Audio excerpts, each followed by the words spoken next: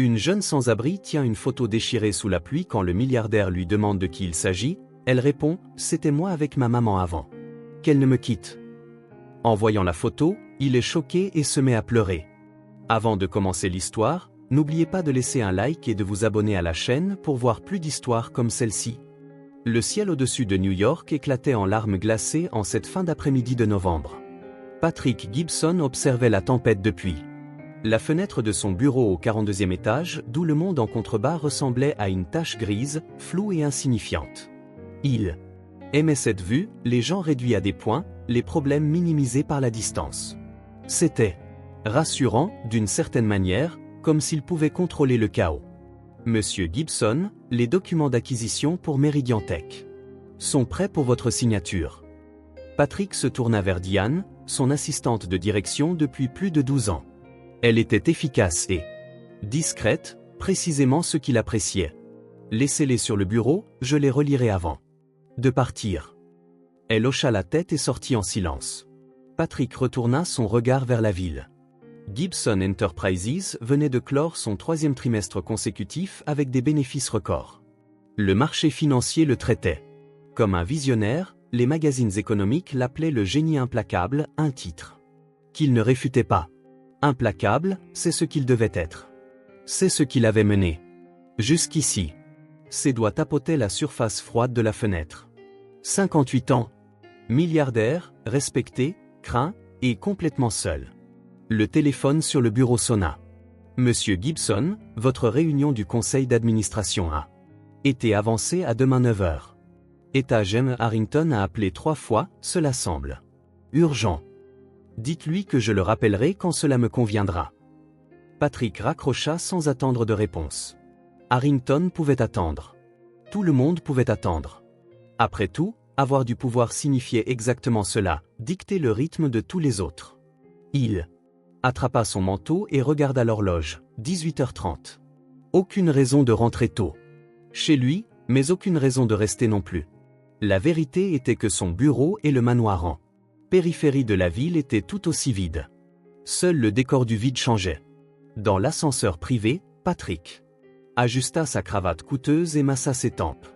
Un mal de tête s'insinuait. Il avait besoin d'un verre, peut-être 2. Le hall était désert à 7 heures. Un autre avantage d'être le dernier à partir. La pluie s'intensifia alors qu'il franchissait les portes vitrées en direction du trottoir où son chauffeur était censé l'attendre. Mais la Bentley noire n'était nulle part en vue. Il fronça les sourcils, agacé. Il n'avait jamais à attendre. Mais avant qu'il ne puisse sortir son téléphone pour appeler et exprimer son mécontentement, il remarqua un mot collé sur le mur intérieur de l'entrée couverte. Monsieur Gibson, une urgence familiale est survenue. Le chauffeur de remplacement arrivera dans 30 minutes. Désolé pour le désagrément. Patrick ricana. Une urgence familiale. Toujours les familles qui entravaient l'efficacité. Il remit son téléphone dans sa poche. Il ne passerait pas. Cet appel furieux. Ça n'en valait pas la peine. Son chauffeur, Marcus, était bon dans son travail. Il décida de marcher jusqu'au garage voisin où il gardait une voiture supplémentaire. Ce serait plus rapide que d'attendre.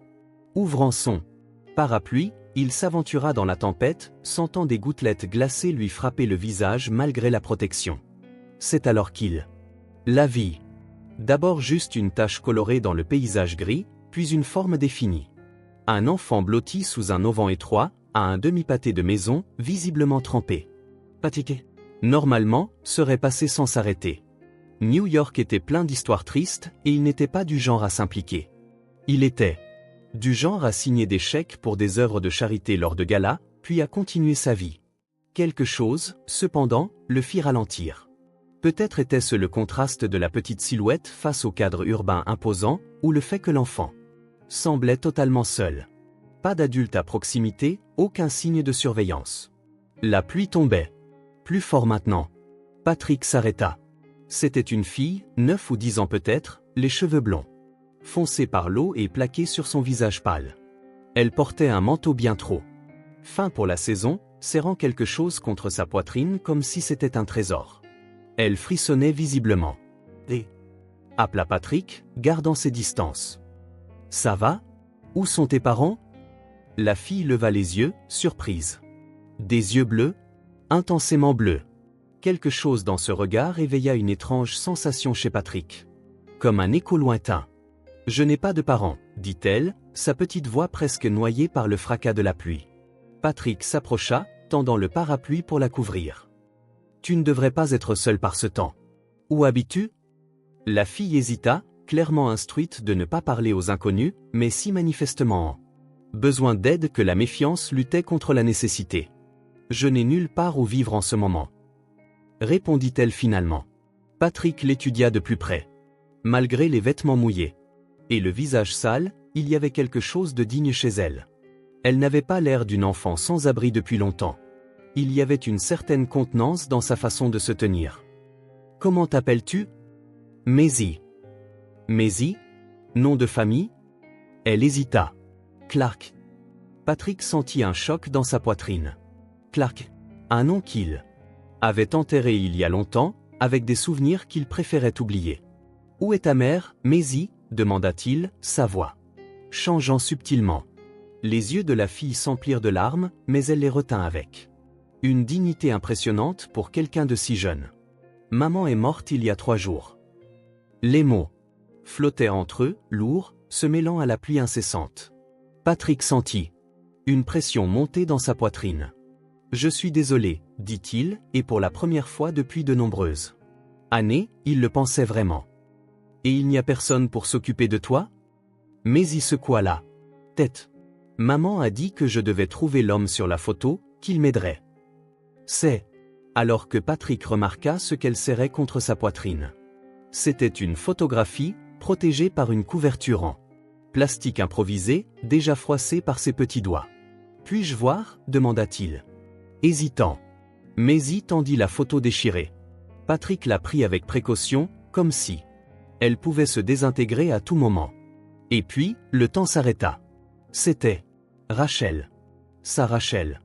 Plus âgée que la dernière fois qu'il l'avait vue, mais indubitablement sa fille. Le même sourire déterminé, les mêmes yeux qui le fixaient maintenant à travers la petite fille devant lui.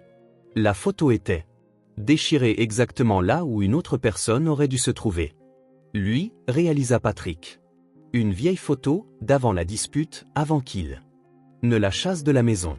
Ça, sa voix vacilla, c'est ta maman ? Maisie hocha la tête. Rachel Clark. La meilleure maman du monde. Le nom de jeune fille de son ex-femme. Rachel avait abandonné le nom Gibson, tout comme il l'avait abandonné. Patrick sentit le monde tourner. Devant lui se tenait sa petite fille. Une petite fille dont il ignorait l'existence. La fille de la fille qu'il avait mise à la porte 8 ans. Plus tôt, quand Rachel avait décidé de suivre sa propre voie au lieu de rejoindre l'entreprise familiale. « Vous connaissiez ma mère ?» demanda Maisie, ses yeux bleus, les yeux de Rachel, les yeux de la mère de Rachel, fixés sur lui. Patrick déglutit difficilement. « Oui, il y a longtemps. »« Êtes-vous l'homme sur la photo ?» La question était directe, mais Patrick réalisa qu'elle ne le reconnaissait pas. Comment le pourrait-elle ? La dernière fois qu'il avait vu Rachel. Elle avait 22 ans. Maisie n'était probablement même pas encore née. « Pourquoi penses-tu ça ?» demanda-t-il. Prudemment. « Parce que vous vous êtes arrêté pour me parler. Personne d'autre ne s'est arrêté. Et maman a dit qu'il aurait l'air important. » Une boule se forma dans la gorge de Patrick. Important. C'est ainsi que le monde le voyait. Important, puissant, prospère. Mais pas comme un père. Jamais comme un père. « Est-ce que ta maman parlait de lui ?» demanda Patrick, évitant de confirmer ou d'infirmer la question de Maisie. La fille hocha la tête. Pas beaucoup. Juste qu'il était un homme occupé, qu'il construisait de grandes choses, et que je devais le chercher s'il lui arrivait quelque chose. Patrick sentit le poids de ces mots. Rachel, même après tout, avait donné à sa fille une dernière bouée de sauvetage. Lui. Elle avait confiance que, malgré tout, il ne tournerait pas le dos à sa propre petite fille. « As-tu faim ?» demanda-t-il. Soudain conscient que la fille grelottait de froid. La pluie continuait de tomber autour d'eux, mais elle semblait maintenant moins importante. Maisie hocha la tête, presque imperceptiblement. « Je n'ai pas mangé depuis. » Quelque chose se brisa en Patrick. Sa petite fille, sa propre chair. Et son propre sang, avait faim et était seul dans les rues de New York pendant qu'il signait des contrats de plusieurs millions de dollars dans son bureau confortable. Sortons de cette pluie, dit-il en tendant la main. Je connais un endroit tout près où nous pourrons manger et parler. Maisie regarda la main tendue, hésitante. Maman a dit de ne pas aller avec des inconnus. Ta maman avait raison, répondit Patrick sérieusement. Mais je pense que dans ce cas, elle ferait une exception. Après un moment de réflexion, Maisie prit sa main. Elle était petite et froide. Patrick sentit une responsabilité qu'il n'avait pas éprouvée depuis des années. Ils marchèrent ensemble sous le parapluie jusqu'à un dîner au coin de la rue. L'endroit était simple, mais chaud et sec, le genre d'établissement que Patrick ne fréquentait habituellement pas, mais qui semblait maintenant le plus accueillant du monde. Ils s'assirent à une banquette. Au fond, Patrick retira son manteau mouillé et remarqua que Maisie n'avait rien pour se changer. « As-tu très froid » demanda-t-il. Préoccupé. « J'ai l'habitude » répondit-elle avec une dignité qui lui brisa le cœur. Une serveuse s'approcha, regardant curieusement le couple improbable. « Un chocolat chaud pour la demoiselle » commanda Patrick, et un sandwich. « Qu'est-ce que tu aimes dans un sandwich » demanda-t-il à Maisie. « N'importe quoi » répondit-elle doucement. « Je ne suis pas difficile. » Le spécial de la maison pour elle, décida Patrick, et un café pour moi. Quand la serveuse partit, un silence s'installa entre eux. Patrick regarda la fille en face de lui. Il y avait tant de Rachel en elle. La forme de son visage, le menton déterminé, l'intelligence dans ses yeux. « Qu'est-il arrivé à ta maman » demanda-t-il finalement. Maisie prit une profonde inspiration. Elle était malade. Depuis longtemps, mais elle n'arrêtait pas de dire qu'elle irait bien. Sa petite voix ne tremblait pas, mais ses yeux trahissaient la douleur. Elle n'allait pas bien. Et il n'y avait personne d'autre. Pas d'autre famille. Juste nous deux. C'était toujours juste nous. Patrick sentit le poids de la culpabilité s'abattre sur ses épaules. Rachel avait affronté une maladie, peut-être terminale, seule. Elle avait élevé un enfant seul, était morte seule, pendant qu'il accumulait des fortunes. Où étais-tu depuis que ta maman est partie? Chez la voisine, Madame Martinez. Elle était gentille, mais elle a dit qu'elle ne pouvait pas me garder. Elle a 5 enfants. Maisie brandit à nouveau la photo déchirée. Elle m'a aidé à chercher l'homme sur la photo. Elle m'a dit que je devrais commencer au bâtiment de Gibson Enterprises. Patrick retint son souffle. La femme connaissait le lien, savait qui il était. C'est pour ça que tu étais là? Maisie hocha la tête. J'attendais depuis 2 jours. Madame Martinez a dit qu'il sortait toujours par cette porte. Mais il y avait tellement de gens, et il pleuvait. La serveuse revint avec le chocolat chaud et le café. Maisie prit la tasse à 2 mains, savourant sa chaleur. Elle prit une gorgée et ses yeux s'illuminèrent momentanément, une lueur de joie enfantine qui transperça le cœur de Patrick. « C'est bon » demanda-t-il. Elle hocha la tête, une petite moustache de chocolat se formant sur sa lèvre supérieure. « Maisie » commença Patrick prudemment. « Qu'est-ce que ta maman t'a dit à propos de ton papa » La fille baissa les yeux. Elle a dit qu'il était parti avant ma naissance. Qu'il était un artiste qu'elle avait rencontré à Paris, mais qu'il n'était pas une mauvaise personne. Il n'était juste pas prêt à être père. Un mensonge. Miséricordieux. Rachel avait épargné à sa fille la douloureuse vérité sur son grand-père. Elle ne lui avait jamais dit comment il l'avait chassée de la maison quand elle avait choisi d'étudier l'art plutôt que les affaires. Le sandwich arriva, et Maisie l'attaqua avec une faim contenue, essayant de ne pas paraître désespéré mais visiblement affamé. Patrick la regarda manger, pensant à tous les repas qu'il avait manqués avec Rachel, et maintenant avec Maisie. « Quand ta maman est-elle tombée malade » demanda-t-il, essayant de reconstituer les 8 dernières années. « Elle a toujours été un peu malade. » répondit Maisie entre 2 bouchées, mais elle s'est aggravée cette dernière année. Elle a dû arrêter de peindre. Elle était trop fatiguée. Patrick se sentit comme s'il avait reçu un coup de poing. Rachel avait suivi son rêve, alors. Elle était devenue artiste, malgré lui. « Est-ce que ta maman vendait ses peintures » Maisie hocha la tête fièrement. Elle était célèbre dans notre quartier. Les gens venaient de loin pour acheter ses œuvres. Des paysages, surtout. Elle donnait des cours aussi. Patrick essaya d'imaginer la vie que Rachel s'était construite. Modeste, certainement, très différente de ce qu'il avait prévu pour elle, mais apparemment remplie de sens et d'amour. Et l'école, tu y vas? Bien sûr. Répondit Maisie, l'air légèrement offensé. Maman disait, l'éducation est la seule chose que personne ne peut enlever. Des mots qu'il avait lui-même dit à Rachel, des décennies auparavant. Elle les avait transmis. Le sandwich disparut rapidement.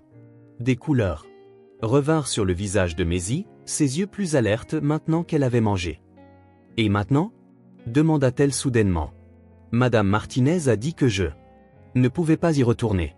Elle a dit que l'homme sur la photo s'occuperait de moi. Patrick sentit le poids de la décision. Il était l'homme sur la photo. L'homme que Rachel, malgré tout, avait désigné comme refuge pour sa fille. As-tu confiance en moi? Maisie? Demanda-t-il, incertain s'il méritait cette confiance. Elle l'étudia avec des yeux étonnamment perspicaces pour un enfant. Je ne sais pas encore. Mais maman avait confiance en toi. Et ça veut dire beaucoup. Patrick sentit quelque chose se briser en lui. Rachel avait toujours confiance en lui, même après tout. Elle lui avait envoyé sa fille, son trésor le plus précieux. Sais-tu qui je suis? Demanda-t-il finalement. Maisie secoua la tête. Un homme riche qui connaissait ma maman. Patrick prit une profonde inspiration. Il n'était pas prêt pour toute la vérité, pas maintenant, pas dans ce moment fragile. Je suis quelqu'un qui va prendre soin de toi, répondit-il, si tu me laisses faire. Mais il étudia à nouveau. Vous êtes l'homme de la photo, conclut-elle. Ce n'était pas une question cette fois. Patrick ne confirma ni ne nia. Au lieu de cela, il demanda, as-tu des affaires? Des vêtements, des jouets, un sac à dos? Chez Madame Finn? On va les chercher? Maisie hocha la tête. C'est près d'ici, à Brooklyn. Patrick sortit son téléphone et envoya un message à son chauffeur, annulant la prise en charge. Il avait quelque chose de plus important à faire. Dehors, la pluie commençait à se calmer, un reflet de ce qui se passait en lui. La tempête s'apaisait, laissant place à quelque chose de nouveau, d'incertain. D'effrayant, mais d'une certaine manière plus réel que tout ce qu'il avait ressenti depuis des années. Allons chercher tes affaires, alors, dit-il en se levant. Et en laissant bien plus d'argent que nécessaire pour couvrir l'addition. Et après? Après, nous trouverons les prochaines étapes. Maisie glissa de la banquette, tenant toujours la photographie déchirée.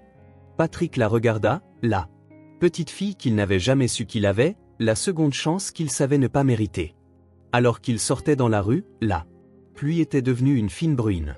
Patrick ouvrit quand même le parapluie, couvrant principalement Maisie. Tandis qu'il marchait côte à côte, il sentit quelque chose s'éveiller en lui, quelque chose qu'il croyait mort depuis longtemps. L'espoir. La Bentley serpentait à travers des rues de plus en plus bordées d'arbres et exclusives, laissant derrière elle l'agitation de la ville. Maisie, sur la banquette arrière, son sac à dos usé sur les genoux, regardait silencieusement par la fenêtre.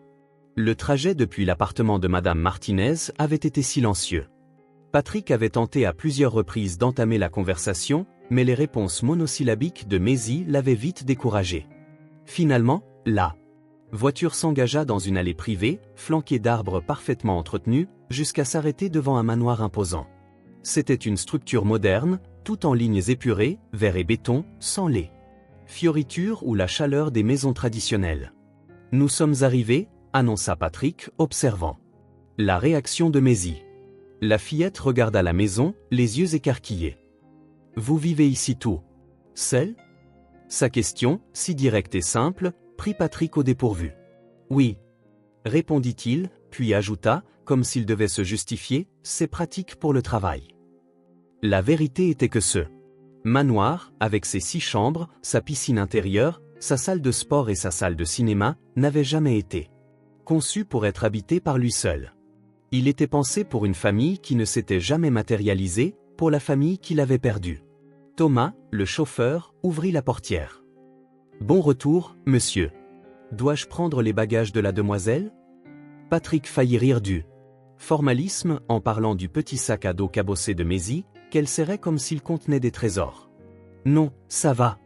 Vous pouvez garer la voiture, Thomas. Je n'en aurai plus besoin ce soir. Maisie suivit Patrick jusqu'à l'entrée principale, faisant de petits pas hésitants sur le gravier parfaitement aligné. La porte d'entrée, une pièce impressionnante de bois sombre et de verre, s'ouvrit automatiquement à leur approche. Système de sécurité, expliqua Patrick, remarquant le sursaut de la fillette. La maison reconnaît quand j'approche. L'intérieur était encore plus imposant que l'extérieur. Le hall d'entrée, avec son plafond à double hauteur et son escalier flottant, semblait tout droit sorti d'un magazine d'architecture.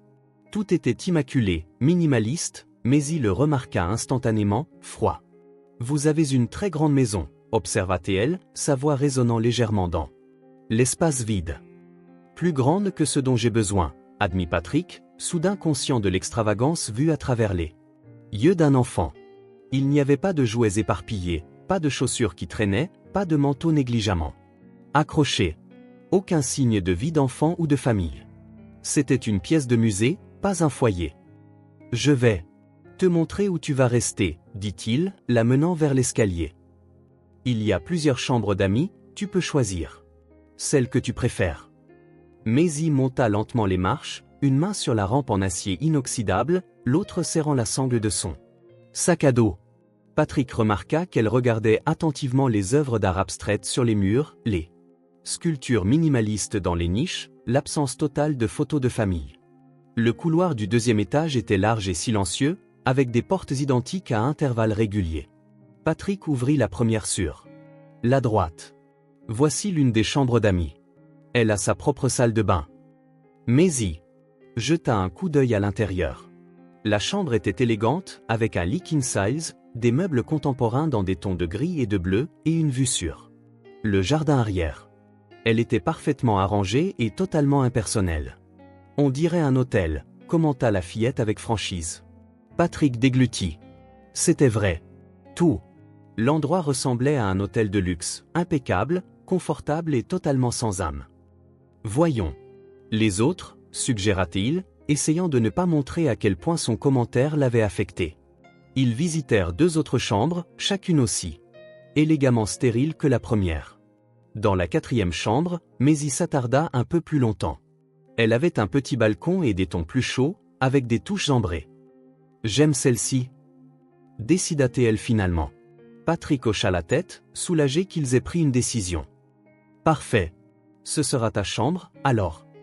Il hésita, réalisant qu'il devait demander « As-tu d'autres vêtements que ce qu'il y a dans ton sac à dos ?» Maisie secoua la tête. Juste ce que Madame Martinez a pu attraper de notre appartement. Le reste. Elle ne termina pas la phrase, mais Patrick comprit. Le reste était probablement désormais inaccessible. L'appartement fermé après la mort de Rachel. D'accord. Demain, nous irons chercher tout ce dont tu as besoin. Patrick jeta un coup d'œil à sa montre. Tu dois être fatigué. Veux-tu te reposer un peu avant le dîner ? La fillette parut considérer l'offre. Puis-je prendre un bain ? Bien sûr. La salle de bain est là. Patrick indiqua une porte dans le coin de la pièce. Il y a des serviettes propres dans le placard. Si tu as besoin de quelque chose, je serai en bas. Appelle-moi, c'est tout. Maisie hocha la tête, serrant toujours son sac à dos de manière protectrice. Patrick hésita à la porte. Y avait-il autre chose qu'il devait dire, quelque chose qu'il devait faire ? La situation lui semblait si étrange, si éloignée de sa zone de confort, qu'il se sentait totalement perdu. Merci, dit simplement Maisie, brisant le silence. Patrick sentit une boule dans sa gorge. Il n'y a pas de quoi me remercier. Repose-toi. Le dîner sera à 19h. Il quitta la pièce, refermant doucement la porte. Derrière lui, dans le couloir, il s'accorda un moment de panique contrôlée. Qu'était-il en train de faire ? Il ne savait rien de la prise en charge des enfants. Il n'avait même pas su s'occuper de sa propre fille quand il en avait eu l'occasion. Il descendit rapidement les escaliers et se dirigea vers son bureau, le seul endroit de la maison où il se sentait à l'aise. S'asseyant à son lourd bureau en chêne, il décrocha le téléphone. « Martha, j'ai besoin de vous ici. Tôt demain. » « Oui, je sais que c'est votre jour de congé, mais une situation s'est présentée. Ma petite fille est là. Il marqua une pause, entendant l'exclamation surprise de sa gouvernante à l'autre bout du fil. « Oui, ma petite fille. Je vous expliquerai tout demain.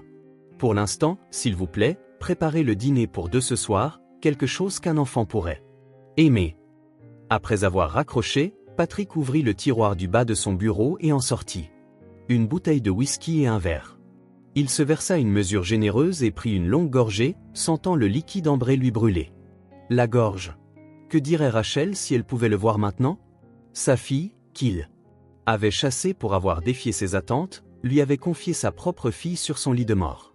L'ironie était trop douloureuse pour y faire face sobre. Le whisky ne calma guère ses pensées. Après un deuxième verre, il décida d'aller voir Maisie. En quittant son bureau, il remarqua que la maison était étrangement silencieuse. Pas seulement le silence habituel, mais un silence différent, une sorte de quiétude expectante, comme si l'espace lui-même retenait son souffle. Il monta les escaliers doucement et s'arrêta devant la porte de la fillette. Il n'entendit aucun bruit d'eau qui coule. Peut-être avait-elle déjà terminé son bain. Il frappa doucement. « Maisie, tout va bien là-dedans ?» Quand il n'eut pas de réponse, il sentit un pincement d'inquiétude. Il frappa à nouveau, un peu plus fort. « Maisie ?» Toujours pas de réponse. Il décida d'ouvrir la porte, juste pour vérifier. La chambre était vide. Le sac à dos reposait sur le lit, ouvert, avec quelques vêtements soigneusement pliés à côté. Mais la fillette n'était nulle part en vue. Une vague de panique le submergea. Où avait-elle pu aller? La maison était bien trop grande pour qu'un enfant l'explore seul. Il y avait la piscine intérieure, le sous-sol, tant d'endroits où quelque chose pourrait arriver. « Maisie !» appela-t-il plus fort, sa voix résonnant dans le couloir. Après avoir vérifié la salle de bain et confirmé qu'elle était vide, Patrick se dirigea vers le corridor, appelant son nom encore et encore. Il vérifia les autres chambres, la mezzanine, la bibliothèque à l'étage. Rien. Il descendit pratiquement les escaliers en courant, son esprit évoquant des scénarios de plus en plus alarmants. Et si elle était sortie? Et si elle avait décidé qu'elle ne voulait pas rester avec un inconnu? Et si elle était perdue quelque part sur la propriété? C'est alors qu'il l'entendit. Un son si incongru dans cette maison silencieuse qu'il lui fallut un moment pour le reconnaître. Un enfant, fredonnant doucement. Suivant le son, Patrick atteignit le salon formel, un espace qu'il utilisait rarement, préférant le confort de son bureau. Là, assise par terre devant la cheminée éteinte, se trouvait Maisie. Ses cheveux encore humides. Du bain, vêtu de vêtements propres, et entouré de quelques petits objets que Patrick ne pouvait identifier de loin. Maisie, souffla-t-il, soulagé. « Je te cherchais. » La fillette leva les yeux. Surprise. « Désolé. J'ai fini mon bain rapidement et je voulais voir la maison. » Patrick s'approcha et vit ce qu'elle avait. Devant elle, une petite poupée de chiffon usée, 2 livres pour enfants, et une boîte en bois finement sculptée, ouverte pour révéler quelques dessins d'enfants et ce qui ressemblait à d'autres photographies. « Ce sont tes affaires ?» demanda-t-il, s'asseyant sur le canapé voisin. Maisie hocha la tête. « Mes trésors » expliqua-t-elle sérieusement. « Maman a dit que je devais apporter ce qui était le plus important. » Patrick regarda la modeste collection. Était tout ce qui restait de sa vie avec Rachel? Quelques jouets, des livres et des souvenirs qui tenaient dans un petit sac à dos. « Puis-je voir ?» demanda-t-il doucement. Après une brève hésitation, Maisie prit l'un des livres et le lui tendit. C'était un exemplaire usé du Petit Prince. « C'est le préféré de maman » expliqua-t-elle. Elle me le lisait tous les soirs. Patrick le feuilleta avec précaution. Sur la première page, il y avait une dédicace manuscrite, pour ma Maisie. N'oublie jamais, l'essentiel est invisible pour les yeux. Avec amour, maman. L'écriture était indubitablement celle de Rachel.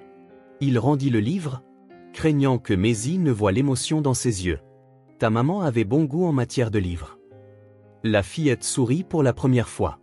Depuis qu'il l'avait rencontrée. Un petit sourire qui illumina son visage un instant avant de s'estomper. « Avez-vous des enfants ?» demanda-t-elle. Brusquement, ses yeux bleus, les yeux de Rachel, fixés sur lui. La question frappa Patrick comme un coup de poing. Comment répondre? La vérité Complète était trop complexe pour ce moment fragile, mais mentir semblait mal. Plus maintenant, répondit-il finalement, sa voix plus rauque que prévu. Maisy pencha la tête, réfléchissant. Que leur est-il arrivé? Patrick prit une profonde inspiration. Elle est partie. Il y a longtemps. Est-elle morte, comme ma maman? Non, répondit Patrick, sentant le poids de la vérité. Elle est partie à cause de moi. Maisy l'étudia avec une intensité troublante. Vous vous êtes disputé avec elle? Oui, Tamil. Je voulais qu'elle soit quelqu'un qu'elle ne voulait pas être.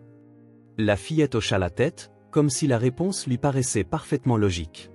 Maman disait toujours que les gens doivent être qui ils sont, pas ce que les autres veulent qu'ils soient. Patrick faillit sourire à l'ironie.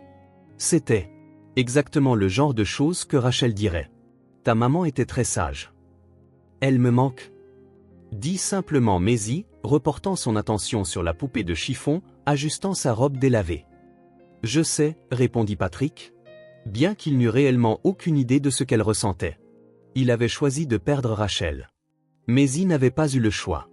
Ils restèrent assis en silence pendant quelques instants, un silence moins tendu qu'auparavant. Finalement, Patrick se leva. Le dîner devrait bientôt être prêt. As-tu faim? Maisy hocha la tête, commençant à ranger soigneusement ses trésors dans la boîte en bois. Cette maison est si grande, commenta-t-elle en fermant la boîte. Comme un musée. Vous ne vous sentez pas seul ici? Autre question directe, qui fit mouche. Patrick y pensait rarement. Ou peut-être y pensait-il tout le temps, sans l'admettre. J'ai l'habitude, répondit-il, reprenant les mots que Maisy avait utilisés plus tôt à propos du froid. La fillette se leva, tenant la boîte. Puis-je mettre mes trésors dans ma chambre avant le dîner? Bien sûr. Je t'accompagne. Tandis qu'il montait les escaliers côte à côte, Patrick se trouva intensément conscient de la différence de sonorité de leurs pas ensemble, les siens lourds et mesurés, les siens à elle, légers et rapides. Des pas d'adultes, des pas d'enfants. Des sons qu'il ne s'attendait jamais à entendre dans sa maison. Dans la chambre, Maisy plaça la boîte soigneusement sur la commode et regarda autour d'elle. Puis-je amener ma poupée à dîner? Demanda-t-elle avec hésitation. Cécé n'aime pas être seule. Patrick cligna des yeux, surpris par la question. Bien sûr, répondit-il, se sentant maladroit. Cécé est la bienvenue à table. Maisy sourit à nouveau, cette fois un peu plus largement, et prit la poupée. Ensemble, ils descendirent à la salle à manger, où Martha avait préparé ce qui ressemblait à des macaronis au fromage, quelque chose que Patrick n'avait pas mangé depuis des décennies. La table de la salle à manger, une grande pièce de verre et de métal conçue pour 12 personnes, paraissait absurdement grande pour un seul homme et une petite fille avec sa poupée de chiffon. On peut manger dans la cuisine? Demanda Maisy, regardant nerveusement la table formelle. Patrick hésita. Il mangeait toujours dans la salle à manger quand il prenait la peine de manger à la maison. C'était le protocole. C'était attendu. Mais soudain, cela lui parut ridicule. Pourquoi pas, acquiesça-t-il, se surprenant lui-même. La cuisine est par là. La cuisine, bien que grande et équipée professionnellement, était au moins plus chaleureuse que la salle à manger. Elle avait un petit coin repas où Martha avait placé 2 bols fumants de macaroni au fromage et une corbeille de pain. Ils s'assirent l'un en face de l'autre, Cécé calé sur sa propre chaise contre la table. Patrick regarda Maisy goûter prudemment les pâtes. C'est bon? Demanda-t-il. La fillette hocha la tête. Maman les faisait différemment. Mais c'est bon. Patrick réalisa qu'il n'avait jamais demandé comment Rachel cuisinait. Il ne s'était jamais soucié de détails aussi banals. De la vie de sa fille. Et maintenant, tous ces détails, comment elle faisait les pâtes, quel livre elle lisait à sa fille, comment elle décorait son appartement, étaient perdus à jamais. Comment était ta maison? Demanda-t-il, essayant d'imaginer la vie que Rachel s'était construite. Petite, répondit Maisy entre 2 bouchées. Mais colorée. Maman avait peint tous les murs de couleurs différentes. Ma chambre était vert clair, comme les feuilles au printemps. Le salon était jaune, la cuisine était bleue. Patrick essaya de visualiser Rachel, pinceau à la main, transformant un simple appartement en un foyer vibrant pour sa fille. L'image lui serra la poitrine. Elle devait être une super maman. La meilleure. Acquiesça Maisie avec emphase. Puis, après une pause, vous n'avez pas de photo dans votre maison. Patrick s'arrêta, fourchette à mi-chemin de sa bouche. Non, je n'en ai pas. Pourquoi pas? Il n'avait pas de réponse simple. Comment expliquer que les photos étaient trop douloureuses, que chaque image de temps plus heureux était un rappel de son échec? Je n'y ai jamais vraiment pensé, ment-il. Maisie n'eut pas l'air convaincue, mais elle n'insista pas. Au lieu de cela, elle désigna un tableau encadré sur le mur de la cuisine, la seule œuvre d'art de tout l'espace. C'était une simple nature morte de fruits dans un bol. Aimez-vous les tableaux? Patrick regarda l'image comme s'il la remarquait pour la première fois. Ma femme l'a choisie, il y a longtemps. Ma grand-mère? La question le prit au dépourvu. Oui, répondit-il, réalisant qu'il était naturel pour Maisie de supposer. Votre grand-mère. Où est-elle maintenant? Elle est décédée, il y a de nombreuses années. Maisie hocha la tête, absorbant l'information avec l'acceptation directe que les enfants manifestent souvent. Alors, vous vivez seul depuis longtemps? Ce n'était pas vraiment une question, mais Patrick sentit le besoin de répondre quand même. Oui. N'est-ce pas vraiment triste? La question, si simple et dévastatrice, laissa Patrick momentanément sans voix. Était-ce triste? Était-ce terrible? Ou était-ce simplement normal? Il s'était tellement habitué à la solitude qu'il la remettait rarement en question. Parfois, admit-il finalement. Mais le travail m'occupe l'esprit. Maisie réfléchit à cela en terminant ses pâtes. Maman disait, le travail est important, mais les gens sont plus importants. C'était comme si Rachel était là, parlant à travers sa fille, délivrant toutes les leçons qu'il n'avait pas apprises à temps. Ta maman avait raison, dit-il doucement. Il m'a fallu beaucoup de temps pour comprendre ça. Ils terminèrent leur repas dans un silence contemplatif. Patrick réalisa que c'était le dîner le plus significatif qu'il ait eu depuis des années. Non pas à cause d'un plat gastronomique ou d'un vin cher, mais à cause de la simple présence d'une autre personne, une personne qui posait des questions qu'il avait longtemps évitées. Il se fait tard, observa-t-il, remarquant que Maisie essayait de cacher un bâillement. Tu dois être épuisé après tout ce qui s'est passé aujourd'hui. La fillette hocha la tête, paraissant soudain très petite et vulnérable. Puis-je aller me coucher maintenant? Bien sûr. Je t'accompagne à ta chambre. Ils montèrent à nouveau les escaliers, et Patrick attendit pendant que Maisie utilisait la salle de bain et se changeait. Quand elle émergea, elle portait un simple pyjama à imprimer d'étoiles qui semblait trop petit pour elle. Prête à dormir? Demanda-t-il maladroitement. Maisie grimpa dans le lit surdimensionné, serrant ses fort contre elle. Oui. Patrick tira les couvertures sur elle, un geste qu'il n'imaginait jamais refaire. Si tu as besoin de quelque chose pendant la nuit, ma chambre est au bout du couloir. Sur la gauche. La fillette hocha la tête, les yeux déjà lourds de sommeil. Bonne nuit, murmura-t-elle. Bonne nuit, Maisie, répondit Patrick en se dirigeant vers la porte. Il était sur le point de partir quand sa petite voix le rappela. Pourriez-vous laisser la porte ouverte, juste un petit peu? Et là, lumière du couloir allumée? Une si petite demande, et pourtant elle révélait tant de ses peurs. Bien sûr, dit Patrick, laissant une fente dans la porte et s'assurant que la douce lueur de la veilleuse du couloir filtrait à l'intérieur. C'est bien comme ça? Oui, répondit Maisie, déjà à moitié endormie. Merci. Patrick resta un long moment dans le couloir, regardant la fillette endormie dans un lit trop grand, dans une chambre trop grande, dans une maison trop grande. Une maison qui n'avait jamais été conçue pour accueillir la vie et les questions directes d'un enfant. Son instinct était de se retirer dans son bureau, de se verser un autre verre de whisky et de s'enfouir dans le travail jusqu'à oublier le tourbillon émotionnel de la journée. Mais au lieu de cela, il se rendit dans sa propre chambre. Il s'arrêta devant la porte fermée de l'ancienne chambre de Rachel, au bout du couloir, un espace intact depuis 8 ans. Comme un sanctuaire dédié à un passé qu'il ne pouvait ni affronter ni laisser partir. Demain, décida-t-il. Demain, il commencerait à penser aux prochaines étapes. Que faire pour l'école, pour la garde légale, pour l'avenir de Maisie. Et peut-être aussi pour le sien. Pour l'instant, tout ce qu'il savait, c'est qu'il avait donné un toit à sa petite fille. Pas un foyer, pas encore. Juste un toit.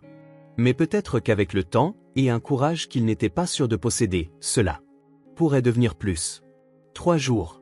Seulement 3 jours s'étaient écoulés depuis l'arrivée de Maisie, et Patrick ne reconnaissait plus sa propre maison. Les changements n'étaient pas énormes, mais de petits détails qui se répandaient dans les pièces autrefois immaculées. Une tasse colorée avec un motif de licorne sur l'évier de la cuisine, une petite chaussette oubliée sous la table basse, un livre pour enfants laissé ouvert sur le canapé du salon. Patrick s'arrêta devant le canapé, regardant le livre. C'était Le Petit Prince, le préféré de Rachel. Il le ramassa avec précaution, comme s'il s'agissait d'une relique fragile, et s'assit.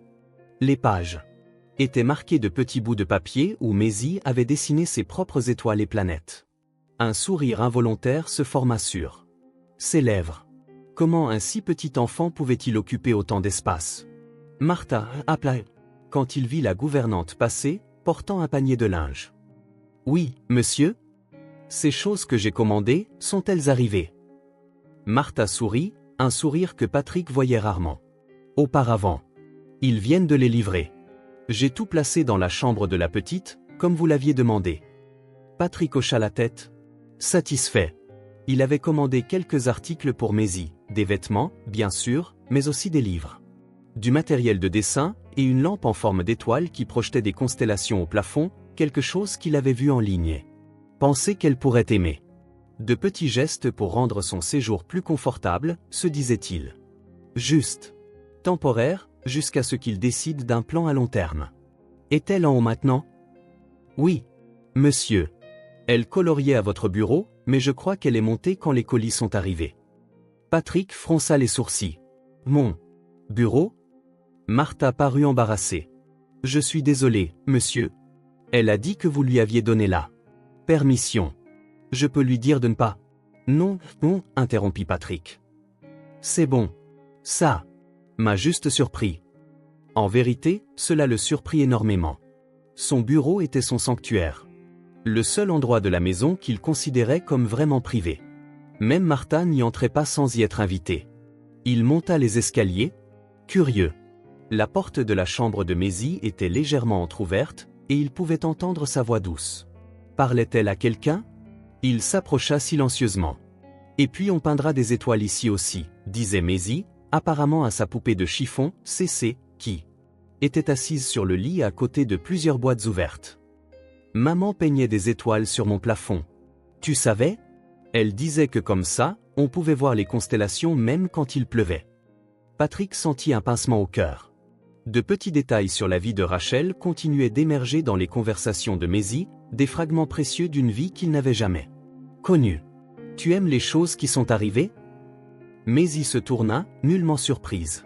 Un immense sourire illumina son visage, si franc que Patrick sentit quelque chose fondre en lui. Elles sont toutes pour moi? Oui, dit-il en entrant dans la pièce. J'ai pensé que tu voudrais peut-être quelques nouvelles choses. Pour que tu te sentes plus chez toi? Maisie sauta du lit. Et, avant que Patrick ne puisse se préparer, lui jeta les bras autour de la taille dans une étreinte soudaine et serrée. Merci, merci, merci. Patrick se figea un instant, puis posa maladroitement une main sur son dos. Le contact lui parut étrange, inconnu. Quand quelqu'un l'avait-il serré dans ses bras comme ça, avec une telle franchise, pour la dernière fois? Il ne s'en souvenait pas. Regarde, il y a une lampe étoile, s'exclama Maisie, le lâchant et ramassant la boîte. Exactement comme celle que maman m'avait faite. Patrick sourit, ressentant une étrange satisfaction d'avoir visé juste. On peut l'installer ce soir, si tu veux. Maintenant, insista Maisie, les yeux brillants. On peut le faire maintenant? Et, étonnamment, Patrick se trouva incapable de lui refuser. Bien sûr. On aura besoin de quelques outils. Une demi-heure plus tard, Patrick Gibson, PDG de Gibson Enterprises, était sur un escabeau dans la chambre de sa petite fille, en train d'installer une lampe à constellation pour enfants, tandis que Maisie donnait des instructions précises sur la position exacte. Plus à gauche, comme ça, c'est juste au-dessus du lit, parfait. Quand il eut terminé, Patrick descendit et s'assit au bord du lit avec Maisie. Elle tenait la télécommande de la lampe avec excitation. « Faisons noir pour qu'on puisse voir. » Patrick se leva et ferma les rideaux, puis éteignit la lumière. La pièce tomba dans l'obscurité une seconde avant que Maisie n'allume la lampe. Soudain, le plafond et les murs furent couverts de minuscules lumières bleutées, recréant les principales constellations du ciel nocturne.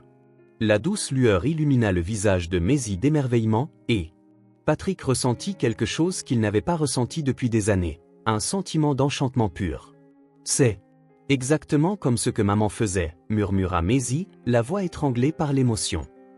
Elle peignait des étoiles qui brillaient dans le noir. Elles n'étaient pas aussi jolies que celles-ci, mais je suis sûr qu'elles étaient plus belles. Dit doucement Patrick, parce qu'elle les a faites de ses propres mains. Maisie hocha la tête, puis, de manière inattendue, appuya sa tête contre le bras de Patrick. Un geste si simple, si naturel, et pourtant si puissant que Patrick sentit sa gorge se serrer. « Maman me manque, » dit doucement Maisie, toujours le regard fixé sur les étoiles.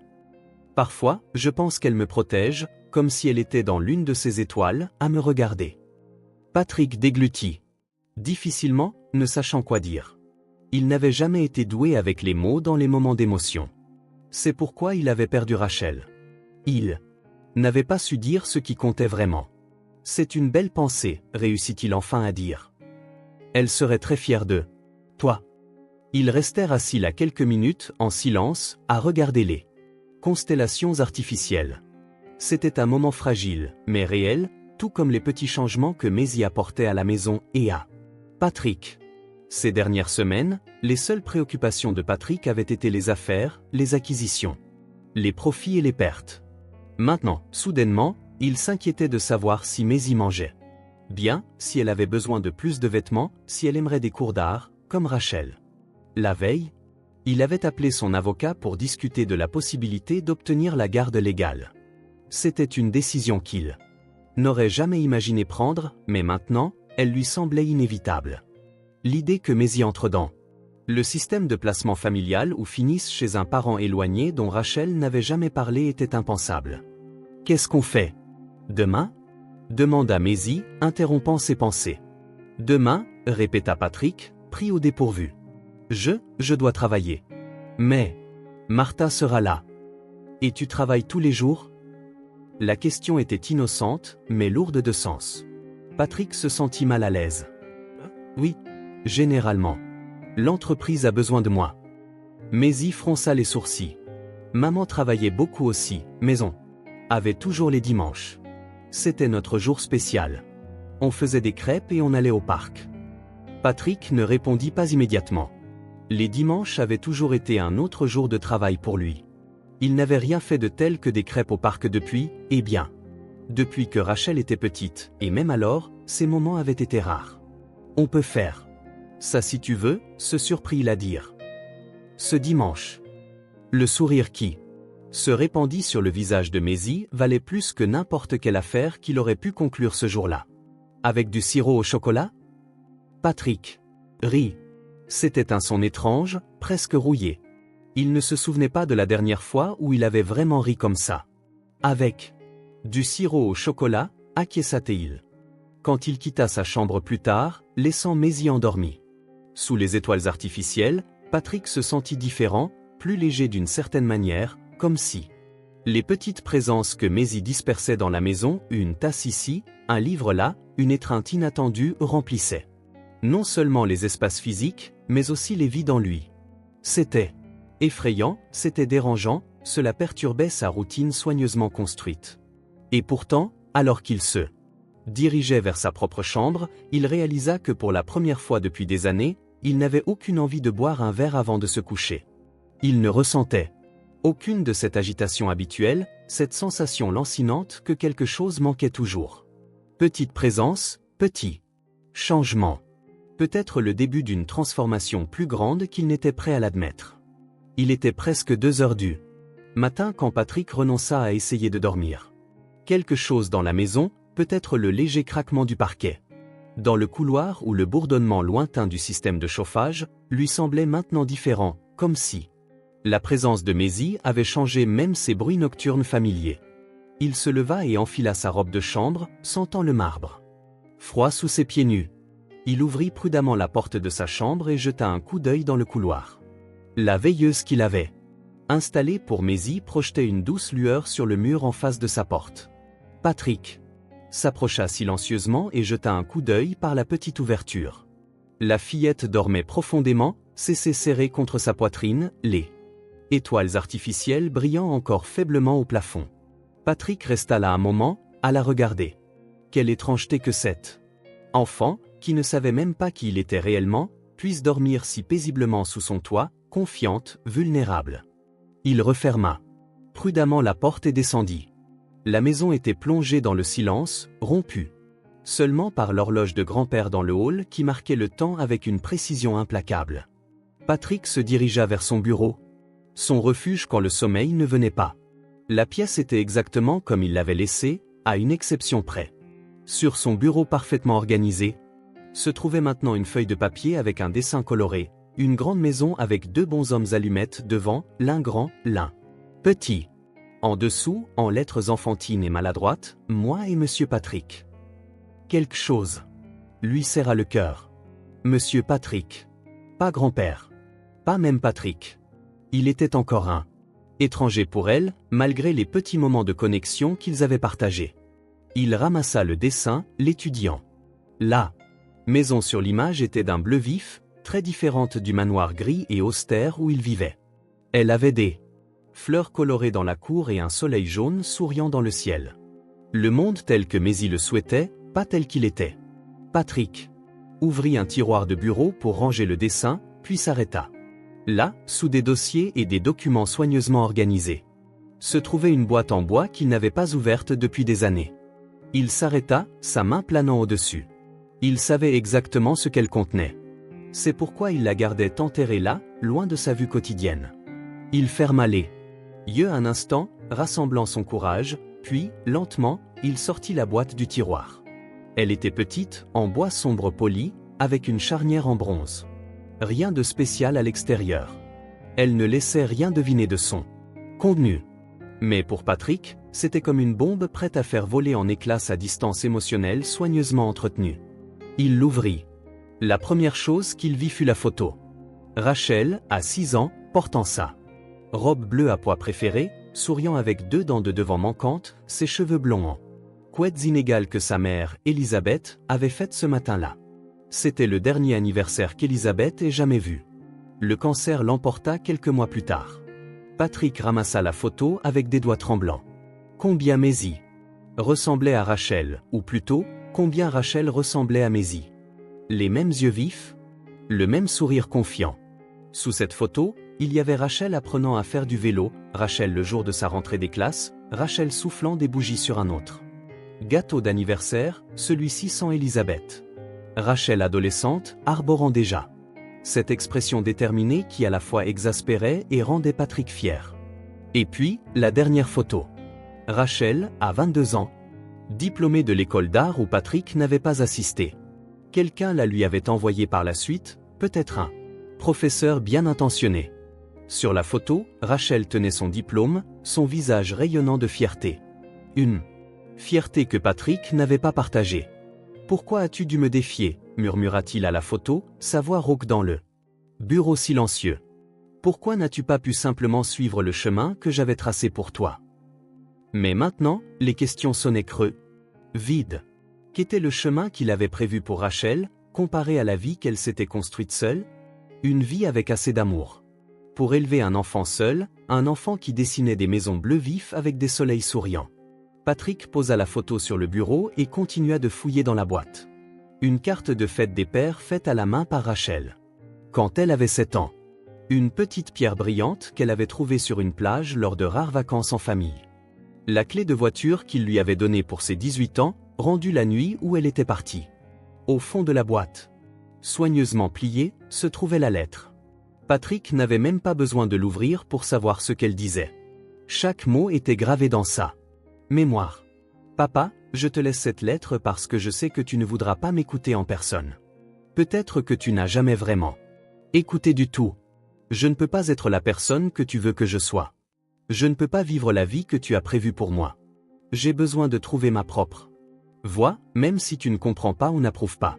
Je sais que je te déçois, et ça me brise le cœur, mais ça le briserait encore plus de passer ma vie à essayer de plaire à quelqu'un au détriment de mon propre bonheur. Je t'aime, papa. J'espère qu'un jour tu pourras m'aimer pour qui je suis, pas pour qui tu voulais que je sois. Rachel. Patrick n'ouvrit pas la lettre. Il n'en avait pas besoin. Les mots l'avaient hanté pendant 8 ans. Et maintenant, Rachel était partie pour toujours, sans réconciliation, sans chance de lui dire qu'il avait eu tort, sans occasion de connaître la femme qu'elle était devenue, la mère qu'elle avait été. La douleur que Patrick avait soigneusement enfouie toutes ces années déferla sur lui comme un barrage rompu. Un sanglot lui échappa, le surprenant par son intensité. Puis un autre, et encore un autre. Pour la première fois depuis les funérailles d'Elizabeth, Patrick Gibson pleura vraiment. Il pleura pour la fille qu'il avait perdue 2 fois. D'abord par sa propre obstination, et maintenant pour toujours. Il pleura pour les années perdues, les souvenirs jamais créés, les mots jamais dits. Il pleura pour Rachel, morte en pensant que son père ne l'accepterait jamais pour qui elle était. Il pleura pour Maisie, qui grandirait sans sa mère. Et il pleura pour lui-même, un homme qui avait bâti un empire au prix de tout ce qui comptait vraiment. Le dessin de Maisie absorba ses larmes, faisant légèrement pâlir les couleurs du soleil souriant. Patrick ne remarqua pas combien de temps il resta là, penché sur son bureau, les photographies et les souvenirs de Rachel éparpillés devant lui. Le temps semblait avoir perdu son sens. Quand il releva enfin la tête, épuisé et vidé, l'horloge dans le hall sonnait 4 heures. Le soleil ne s'était pas encore levé, mais Patrick avait l'impression d'avoir vécu une vie entière pendant ces heures solitaires. Lentement, il commença à remettre les objets dans la boîte. La pierre de la plage, la carte de fête des pères, la clé de voiture. La lettre qui n'avait plus besoin d'être ouverte. Mais la photo de Rachel à sa remise de diplôme, celle à laquelle il n'avait pas assisté, resta sur le bureau. Patrick l'étudia longuement, remarquant pour la première fois à quel point sa fille paraissait réellement heureuse sur cette image. Vraiment heureuse, d'une manière qu'il avait rarement vue quand elle vivait sous ses règles et ses attentes. Rachel avait trouvé sa voie, malgré lui. Elle avait bâti une vie remplie d'assez de couleurs et d'amour pour élever Maisie, malgré l'absence de son père. Elle était morte trop jeune, mais elle avait vécu selon ses propres termes. Et maintenant, par quelque miracle que Patrick savait ne pas mériter, une partie d'elle vivait encore, dormant à l'étage sous des étoiles artificielles. Serrant une poupée de chiffon nommée Cécé. Patrick remit la boîte dans le tiroir, mais plaça la photo de remise de diplôme de Rachel dans un cadre vide qu'il trouva sur une étagère. C'était un petit geste, peut-être trop tardif, mais c'était un début. Il posa la photo encadrée sur le bureau, à côté du dessin de Maisie. Grand-père et petite-fille. Passé et futur. Une chance, peut-être, de faire les choses différemment. Cette fois. Sur cette pensée, Patrick sentit enfin l'épuisement le gagner. Il monta lentement les escaliers, s'arrêtant à nouveau devant la porte de Maisie. Tout était calme, paisible. J'essaierai de faire mieux. Cette fois, Rachel, murmura-t-il dans le couloir vide. Pour elle. Pour toi. J'essaierai. Quand il s'allongea enfin sur son lit, Patrick dormit sans rêve pour la première fois depuis des années. Le passé l'avait enfin rattrapé, et d'une certaine manière, au lieu de l'écraser comme il l'avait toujours craint, il l'avait libéré.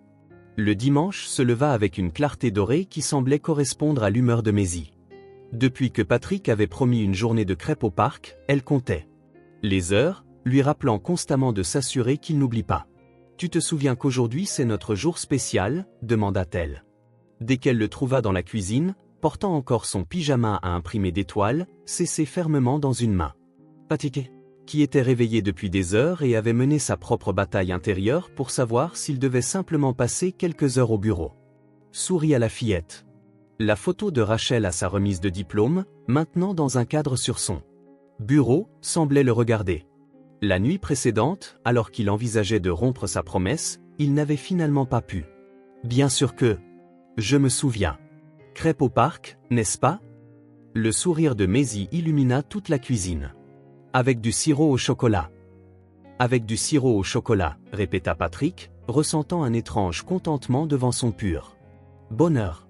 Ensemble, ils préparèrent la pâte à crêpes. Patrick n'avait pas cuisiné depuis des années, peut-être des décennies, mais découvrit qu'il se souvenait encore de la recette qu'Elisabeth préparait quand Rachel était petite. Maisie insista pour aider, bien que son aide consistât principalement en des questions constantes et à éparpiller occasionnellement de la farine sur tout le comptoir. « Est-ce que ta maman te faisait des crêpes ?» demanda-t-elle alors qu'elle regardait Patrick retourner habilement une crêpe dans les airs, à son grand plaisir. « Oui, quand j'étais enfant, » répondit Patrick, se surprenant de la facilité avec laquelle le souvenir lui revenait. « Ma mère faisait les meilleurs petits déjeuners du dimanche. »« Ma maman aussi !» s'exclama Maisie avec enthousiasme. Elle disait que le petit déjeuner du dimanche était magique parce qu'on pouvait manger du sucre sans s'inquiéter. Patrick rit, un son qui devenait de moins en moins étrange de jour en jour. Elle a toujours eu un faible pour le sucré, même quand elle était petite. Maisie le regarda avec une curiosité soudaine. « Vous connaissiez ma maman quand elle était petite ?» La question flotta dans l'air, comme l'arôme des crêpes. Patrick sentit son cœur s'accélérer. Le moment était arrivé. Celui qu'il savait qu'il viendrait, mais pour lequel il n'était pas prêt. « Oui », répondit-il simplement. « Je la connaissais. »« Comment ?» Patrick retourna la dernière crêpe, gagnant du temps. « Mangeons d'abord, puis j'ai quelque chose à te montrer. » Maisie accepta à contre-cœur, bien que ses yeux curieux restassent fixés sur lui alors qu'il dévorait les crêpes nappées d'une généreuse quantité de sirop au chocolat. Après le petit déjeuner, Patrick conduisit Maisie à son bureau. Elle y entra, prudemment, comme elle le faisait toujours dans son sanctuaire, mais cette fois, il la guida. Non pas vers le bureau, mais vers une étagère le long du mur latéral. « Tu m'as demandé comment je connaissais ta maman quand elle était petite », commença Patrick, sortant un grand livre relié en cuir de l'étagère. « Cet album pourrait répondre à ta question. » Ils s'assirent côte à côte sur le canapé en cuir, et Patrick ouvrit l'album sur leurs genoux. La première page montrait une photo de mariage, Patrick et Elisabeth, jeune et plein d'espoir, souriant à l'appareil photo. « Voici ta grand-mère. Elisabeth, » expliqua Patrick, désignant la femme blonde rayonnante à côté de lui. « Elle est décédée quand ta maman était très jeune. » Maisie étudia attentivement la photo. « Elle était jolie. Elle ressemble à ma maman. »« Oui. » acquiesça Patrick, sentant une oppression familière dans sa gorge. « Ta maman tenait son physique d'Elisabeth.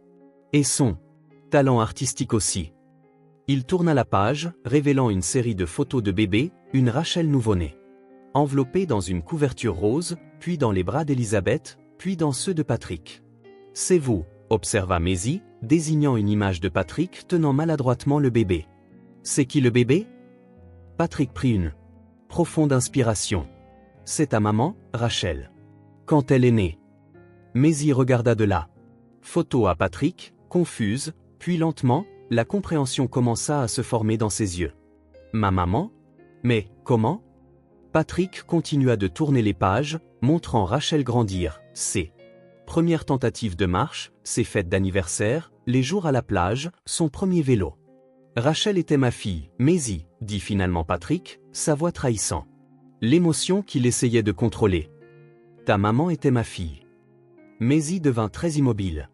Ses yeux bleus ou les yeux de Rachel, les yeux d'Elisabeth fixés sur Patrick avec une intensité déconcertante. « Vous êtes mon grand-père » demanda-t-elle finalement, sa voix petite et incertaine.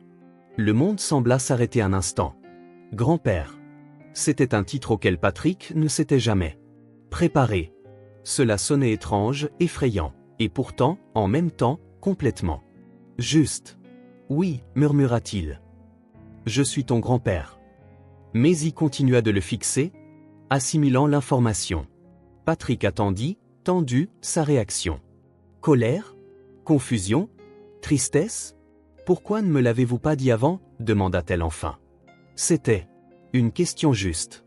Patrick détourna le regard, incapable d'affronter son regard innocent. Parce que... Il hésita, cherchant une réponse qu'un enfant pourrait comprendre. Parce que c'est compliqué. Ta maman et moi, nous nous sommes éloignés, il y a longtemps. Avant ta naissance.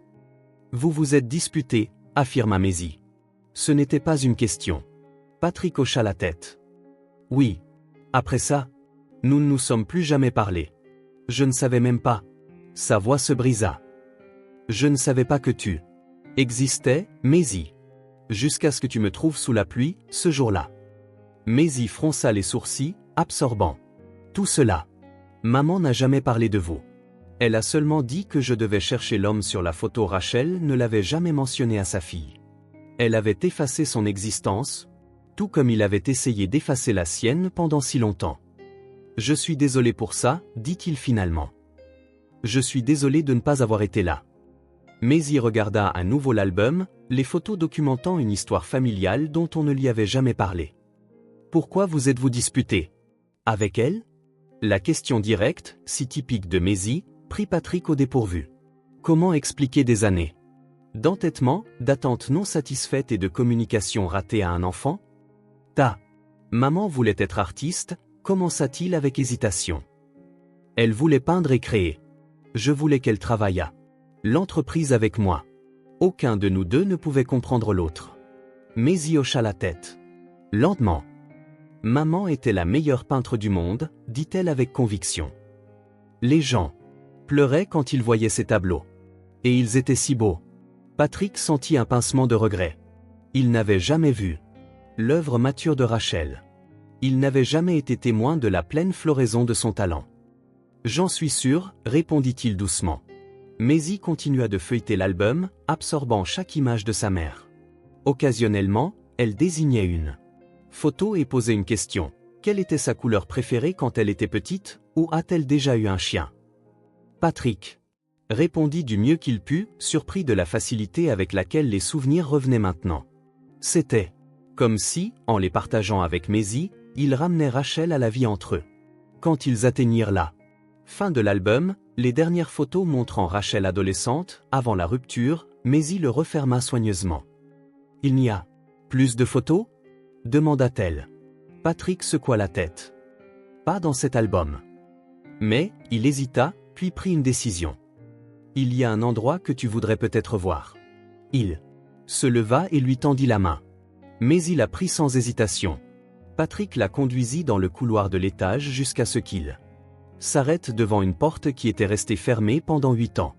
Il prit une profonde inspiration et tourna la poignée. La chambre de Rachel était exactement comme elle l'avait laissée la nuit où elle avait quitté la maison. Le lit avait le couvre-lit turquoise qu'elle avait choisi elle-même. Les murs étaient peints d'un lavande doux. Son bureau avait encore des livres d'art empilés dessus. Les étagères étaient remplies de souvenirs de son enfance et de son adolescence, trophées de compétitions scolaires, collections de coquillages, petites sculptures en argile qu'elle avait faites.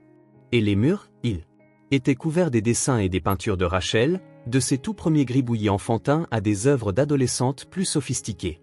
C'était la chambre de ta maman, expliqua Patrick alors que Maisie entrait lentement, ses grands yeux absorbant chaque détail. Je l'ai laissée telle qu'elle.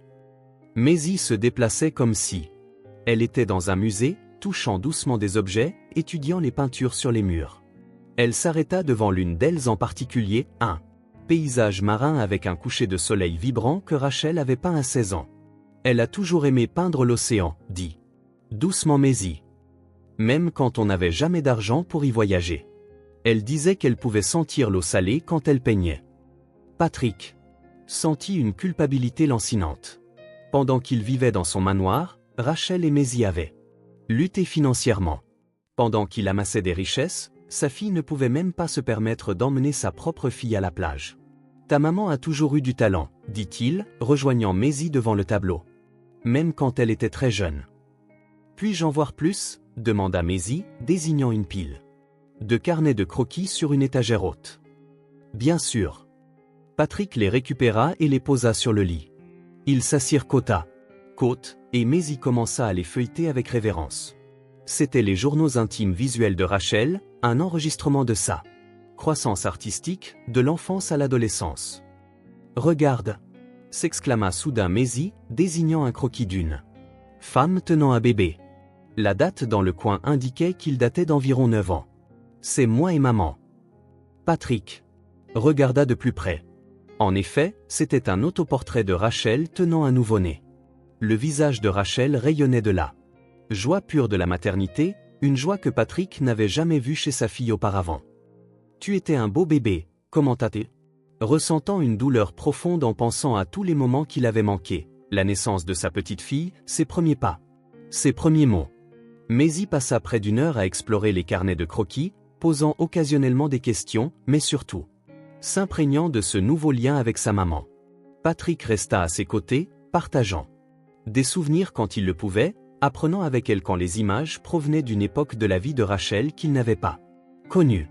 Finalement, quand le dernier carnet de croquis fut refermé, Maisie regarda à nouveau la pièce, les yeux brillants d'une nouvelle compréhension. Ma maman a grandi ici, dit-elle, comme pour tester l'idée. Dans cette maison? Dans cette chambre? Oui, confirma Patrick. Depuis le jour de sa naissance.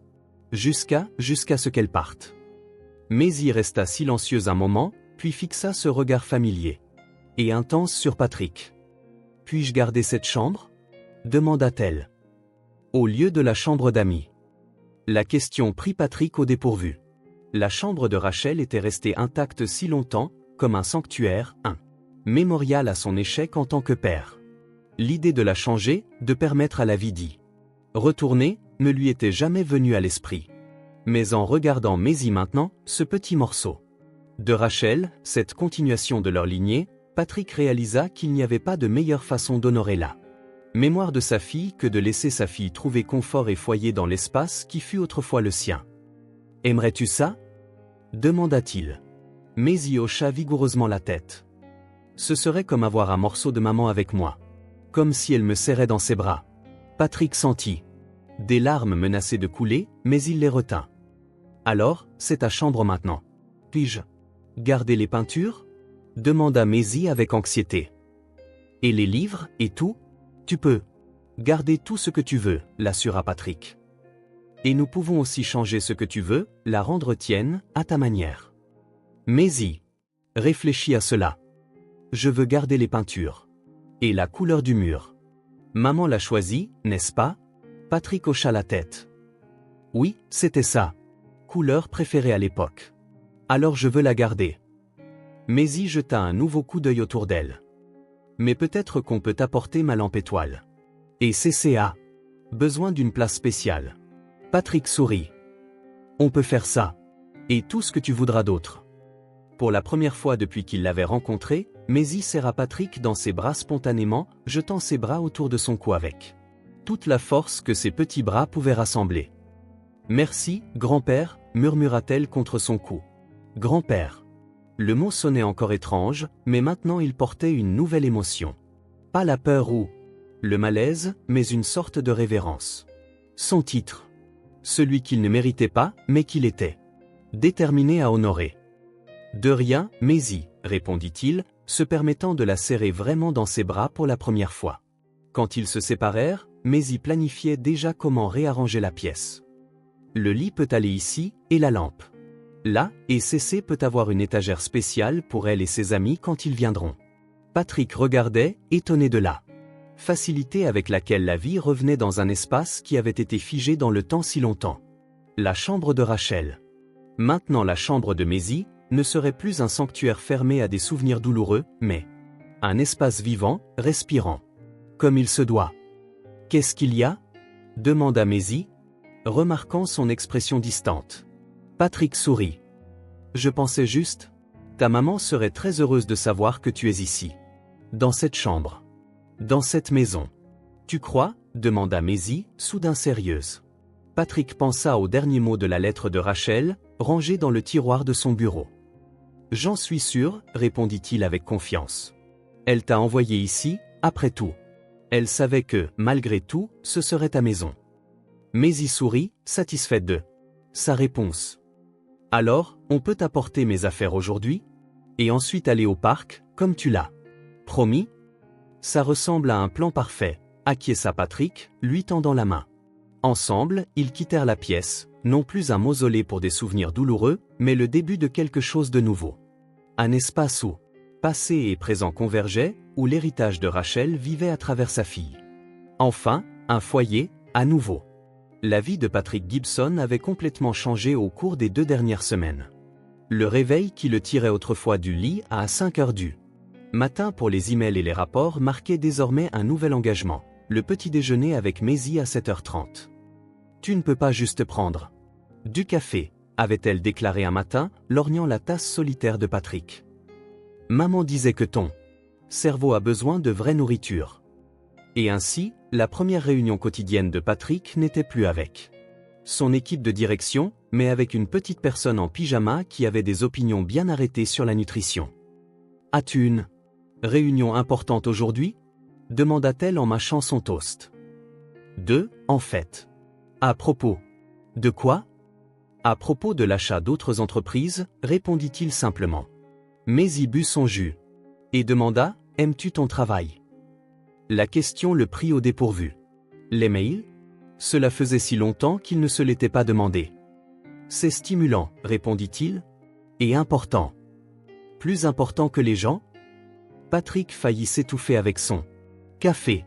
Les questions de Maisie étaient toujours comme ça, trop directes. D'où te vient cette idée ? Tu as dit que maman était partie parce que vous vous étiez disputé à propos du travail. Alors j'ai pensé que peut-être tu pensais que le travail était plus important que les gens.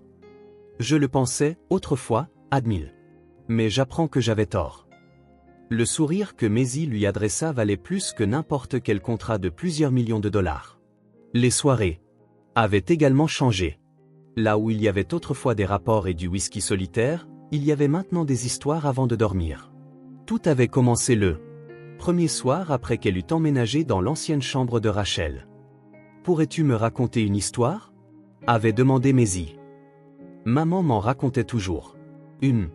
Et ainsi, assis sur le bord de l'ancien lit de sa fille, Patrick avait commencé à partager de petits fragments de l'enfance de Rachel. Le premier vélo sans petite roue, la dent tombée dans une pomme au déjeuner, la nuit effrayante. Dans la cabane dans les arbres.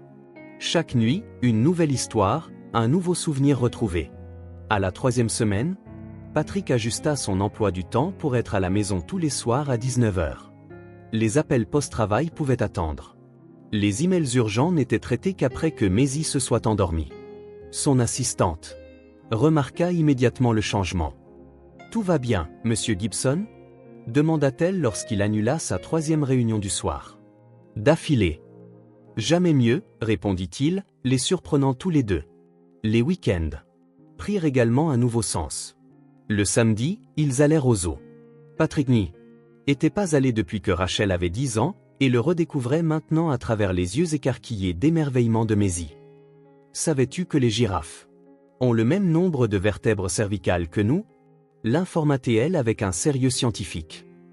Les leurs sont juste beaucoup plus grosses. Je ne savais pas ça. Où as-tu appris ça ? Dans le livre que maman m'a donné. Je sais plein de choses sur les animaux. Et en effet, elle en savait. Tout au long de la visite, Maisie partagea des faits surprenants sur chaque créature qu'ils virent. Patrick se surprit à absorber des informations sur les pandas et les tortues, avec le même intérêt qu'il réservait autrefois aux rapports financiers. Le dimanche apporta une leçon de peinture impromptue. Maisie avait trouvé le matériel d'art de Rachel et avait demandé à l'utiliser. « Tu veux m'apprendre à peindre ?» demanda Patrick, à moitié en plaisantant. À sa surprise, Maisie prit la question au sérieux. « Je peux essayer. Maman m'a appris quelque chose. » Et ainsi, le redoutable PDG passa un après-midi assis par terre, apprenant à mélanger les couleurs sous la direction patiente d'une fillette de 8 ans. « Et tu tiens le pinceau trop serré ?» observa Maisie. Maman disait, il faut le tenir comme un petit oiseau, assez fermement pour qu'il ne s'envole pas, mais assez doucement, pour ne pas le blesser. Patrick desserra sa prise, réfléchissant à la fréquence à laquelle, dans la vie, il s'était accroché aux choses, relations, attentes bien trop fort. Sa peinture finale, un tourbillon de couleurs ressemblant vaguement à un paysage, était loin d'être un chef-d'œuvre, mais le sourire approbateur de Maisie le remplit de fierté. « Ce n'est pas mal pour une première fois, dit-elle généreusement. Maman disait, tout le monde doit commencer quelque part. Ta maman était sage. Oui, acquiesça Maisie. C'était la personne la plus intelligente du monde. Après moi, bien sûr. La déclaration, faite avec une telle solennité, prit Patrick par surprise. Un rire lui échappa. Pas le rire poli et contrôlé qu'il utilisait lors des événements sociaux, mais un rire authentique, spontané, venu de quelque part longtemps endormi. Maisie le fixa, surprise, puis se joignit à lui. « Tu as l'air différent quand tu ris », observa-t-elle ensuite. Plus jeune. Patrick ne sut quoi dire. Quand avait-il ri comme ça pour la dernière fois? Ce lundi-là, il reçut une invitation pour la journée des grands-parents à l'école de Maisie. Il regarda son emploi du temps. Il avait une réunion cruciale avec des investisseurs japonais, fixée des mois auparavant. « J'y serai », répondit-il sans hésitation. Ce soir-là, Maisie l'accueillit à la porte, bondissant pratiquement d'excitation. « Est-ce que la maîtresse a appelé? Tu peux y aller? »« Oui, j'y serai. Je vais faire un dessin spécial, » annonça-t-elle. « Et je dirai à tout le monde que mon grand-père est le meilleur du monde, même s'il est nul en peinture. » Patrick rit à nouveau, plus facilement cette fois. Alors qu'ils préparaient le dîner ensemble, il réalisa qu'il apprenait à être un grand-père. Pas seulement à remplir un devoir, mais à apprendre véritablement à être présent, à écouter, à se soucier des petites choses. Apprenant enfin ce qu'il n'avait pas appris à temps pour Rachel, que la vie ne se résumait pas seulement à de grandes réalisations, mais à de petites connexions quotidiennes, des repas partagés, des histoires avant de dormir, des rires spontanés. Il apprenait, enfin, à être une famille. Patrick se réveilla avec un cri étranglé, le cœur battant la chamade. Il regarda autour de lui, désorienté, alors que les images du cauchemar dansaient encore devant ses yeux. Dans l'obscurité de sa chambre, le sentiment de perte était presque tangible, un poids physique sur sa poitrine. Dans le rêve, Maisie avait disparu. La maison était vide, dépourvue de toute trace de sa présence. Pas de dessin sur le réfrigérateur, pas de livre d'enfant sur le canapé, pas de rire dans les couloirs. Il la cherchait, en proie à un désespoir croissant, appelant son nom jusqu'à ce que sa voix s'éteigne. Puis, soudain, dans le rêve, il était de retour à cet après-midi pluvieux devant son immeuble. Mais cette fois, il n'y avait pas de petite fille qui attendait, seulement la photographie déchirée de Rachel sur le trottoir mouillé. Ses couleurs se dissolvant dans la pluie, comme si Maisie n'avait jamais existé, comme si la seconde chance n'avait été qu'une illusion passagère. Patrick alluma la lampe de chevet et regarda l'horloge. 3h20, tout son corps tremblait, couvert de sueur froide. Il essaya de prendre plusieurs respirations profondes, mais l'angoisse du cauchemar s'accrochait à lui comme une ombre. Avant qu'il ne réalise ce qu'il faisait, il était debout, marchant dans le couloir sombre vers la chambre de Maisie. Il devait la voir, confirmer qu'elle était toujours là, qu'elle n'avait pas disparu comme dans son rêve. La porte était légèrement ouverte, comme elle lui demandait toujours de la laisser. Patrick jeta un coup d'œil. À l'intérieur, retenant son souffle. Elle était là, dormant paisiblement sous la douce lueur de la lampe étoile, ses seins serrés contre sa poitrine, ses cheveux étalés sur l'oreiller comme des mèches d'or. Son visage arborait cette expression sereine propre aux enfants endormis, une confiance totale dans le monde qui les entoure, certain d'être en sécurité. Une boule monta dans la gorge de Patrick. Elle lui faisait confiance. Elle croyait qu'il la garderait en sécurité, qu'il serait stable et fiable, qu'il ne la laisserait pas tomber comme il avait laissé tomber Rachel. Il retourna dans sa chambre, mais le sommeil avait disparu. Il s'assit dans le fauteuil près de la fenêtre, fixant les lumières lointaines de la ville tandis que son esprit tourbillonnait de peurs anciennes et nouvelles. Et s'il échouait avec Maisie? Comme il avait échoué avec Rachel? Et si sa fixation sur le travail, sa difficulté à montrer de l'affection, sa tendance à contrôler plutôt qu'à comprendre finissait par éloigner Maisie aussi? Et s'il ne savait pas comment être le grand-père qu'elle méritait? Patrick se souvint de ses erreurs avec Rachel. Comment il avait rejeté ses aspirations artistiques comme une phase, une rébellion adolescente qui passerait. Comment il avait essayé de la forcer dans le moule qu'il avait construit pour elle, sans tenir compte de ses rêves ou de ses talents. Comment il avait réagi par des ultimatums quand elle avait résisté. Comment son orgueil l'avait empêché de chercher la réconciliation après son départ. 8 années perdues. 8 années qui auraient pu être remplies de conversations, de compréhension progressive, de croissance mutuelle. 8 années qu'il ne récupérerait jamais. Et maintenant, il y avait Maisie. Une seconde chance qu'il savait ne pas mériter, mais qu'il refusait de gaspiller. Pourtant, la peur le consumait. Peur de répéter les anciennes erreurs. Peur que ses instincts de contrôle refassent surface au pire moment. Peur que son ancien moi, le Patrick Gibson obsédé par les résultats, les réalisations, le pouvoir, ne sabote la nouvelle version qu'il essayait de devenir. Par la fenêtre, il vit la première lueur. De l'aube teintait l'horizon d'un rose pâle. Dans quelques heures, Maisie serait réveillée. Elle descendrait, tenant cessé, les cheveux en désordre, les yeux encore ensommeillés, mais posant déjà des questions auxquelles il ne pourrait peut-être pas répondre. Elle le regarderait avec ses yeux, ou les yeux de Rachel, les yeux d'Elisabeth pleins d'une confiance inébranlable. Et il essaierait.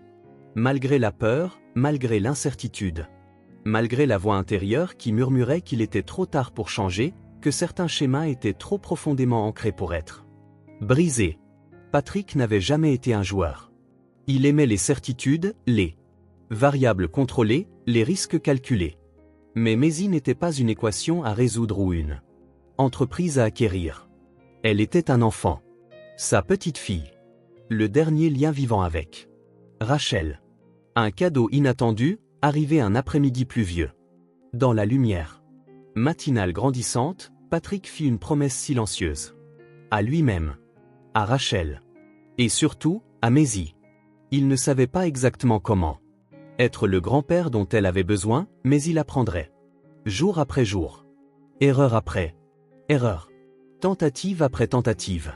Parce qu'il comprenait enfin ce qu'il n'avait pas compris auparavant. Le véritable amour ne consistait pas à posséder, à contrôler ou à façonner.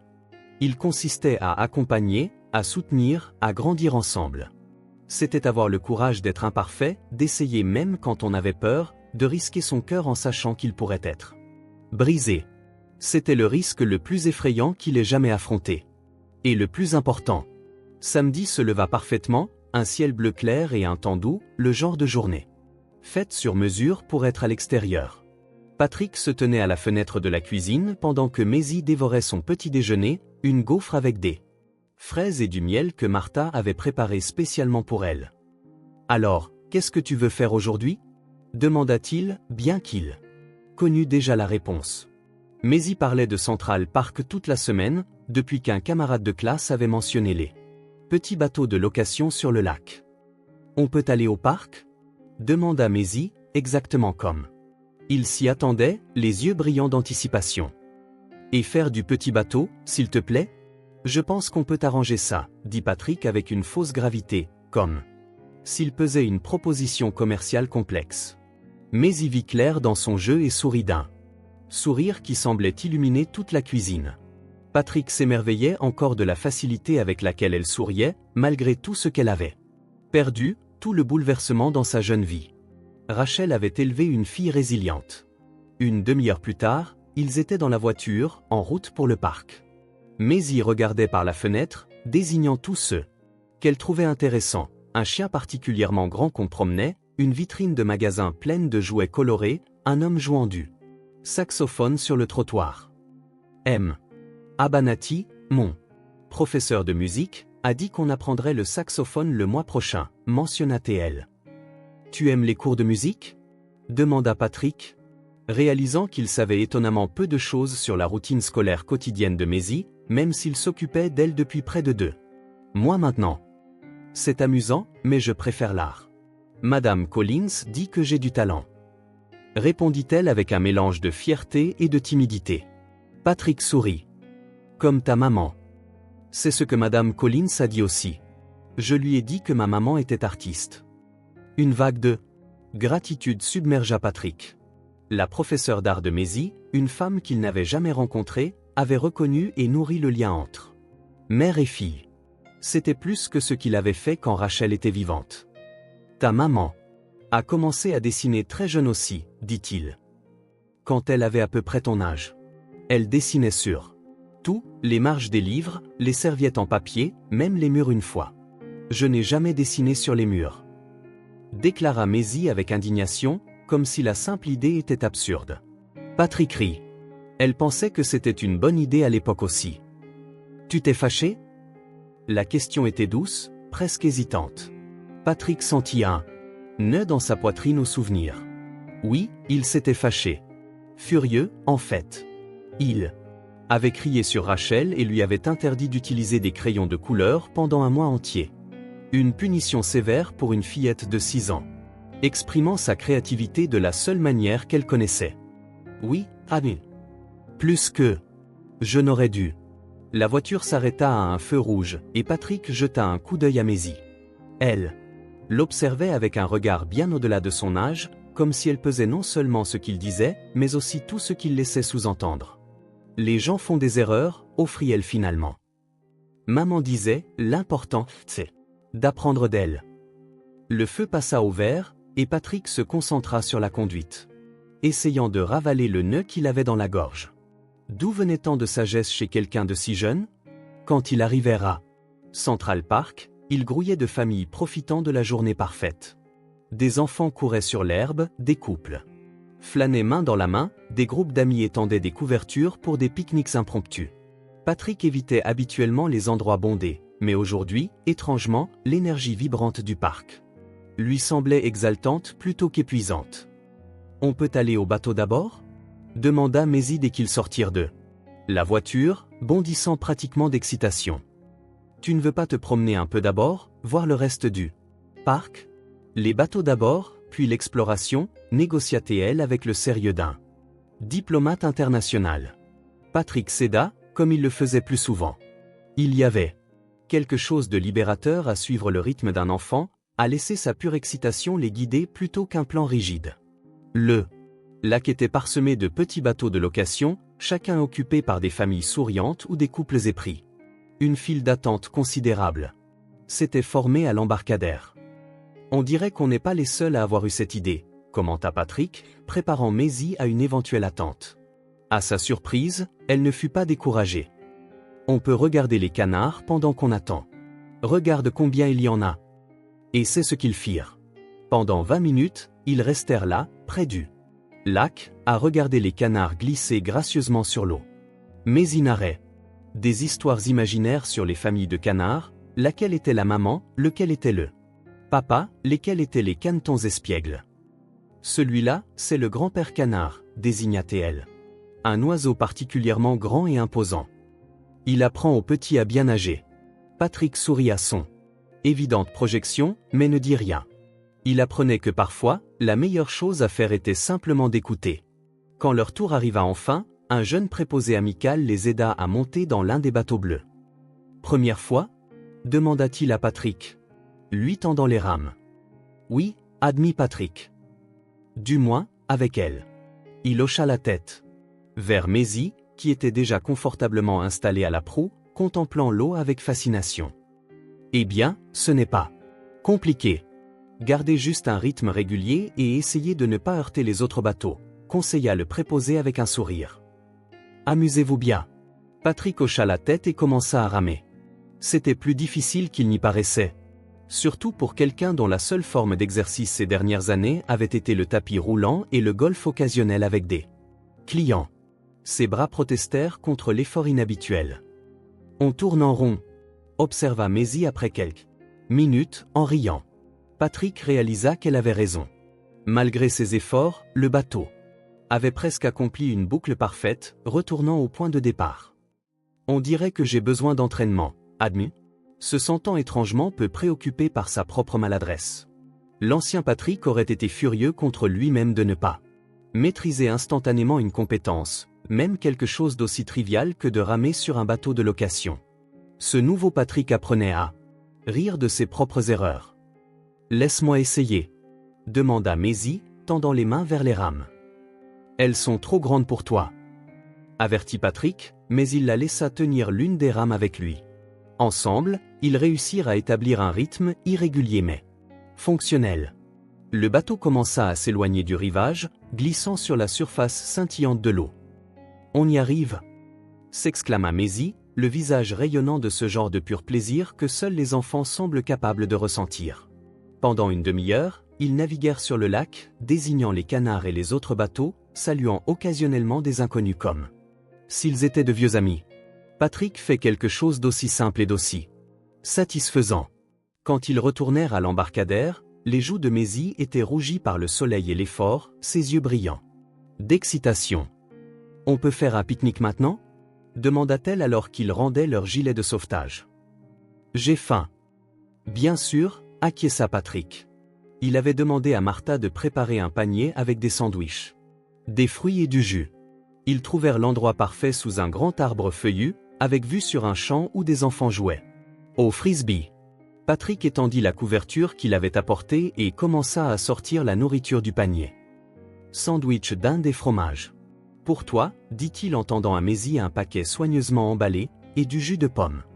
Merci, répondit-elle, automatiquement, déballant déjà le sandwich avec enthousiasme. Ils mangèrent dans un silence confortable, observant les gens autour d'eux. Un groupe d'adolescents jonglait à proximité, un couple âgé marchait lentement. En se tenant la main, une mère lisait un livre à 3 enfants attentifs. Petits aperçus de vie vécue, de moments créés. C'est la meilleure journée, déclara soudain Maisie, la bouche à moitié pleine de sandwich. Vraiment ?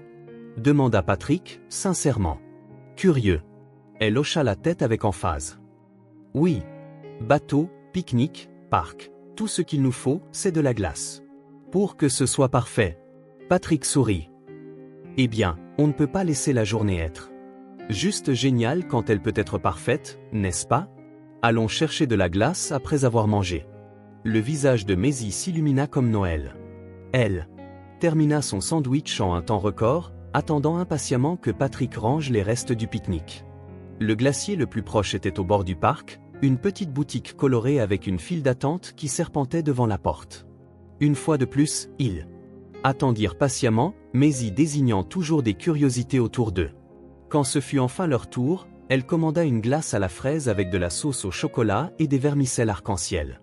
Patrick choisit une simple vanille, s'attirant un regard désapprobateur de Maisie. La vanille, c'est ennuyeux, prononça-t-elle alors qu'ils retournaient dans le parc avec leur cornet. Grand-père devrait essayer quelque chose de différent. Patrick faillit trébucher. C'était la première fois que Maisie l'appelait grand-père. Spontanément, sans hésitation ni autocorrection.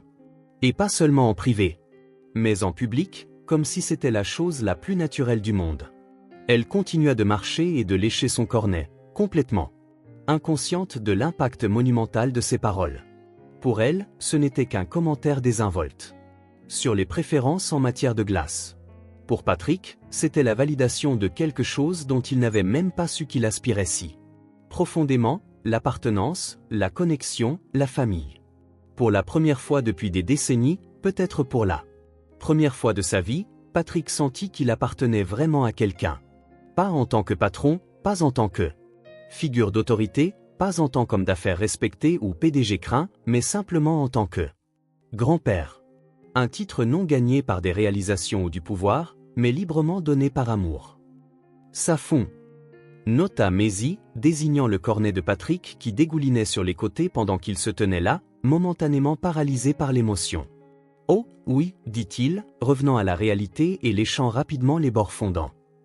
Je me suis distrait. Tu pensais au travail, demanda-t-elle, une question devenue courante. Entre eux.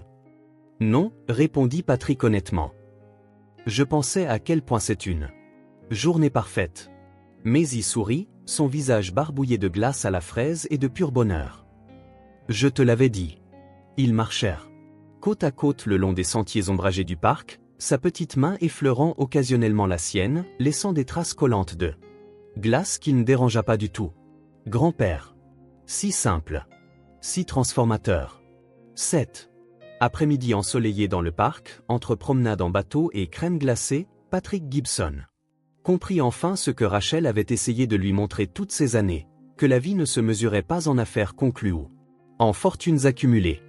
Elle se mesurait en moments comme celui-ci, imparfait, barbouillé de glace, et absolument inestimable. L'audience pour la garde permanente était fixée à la fin du mois.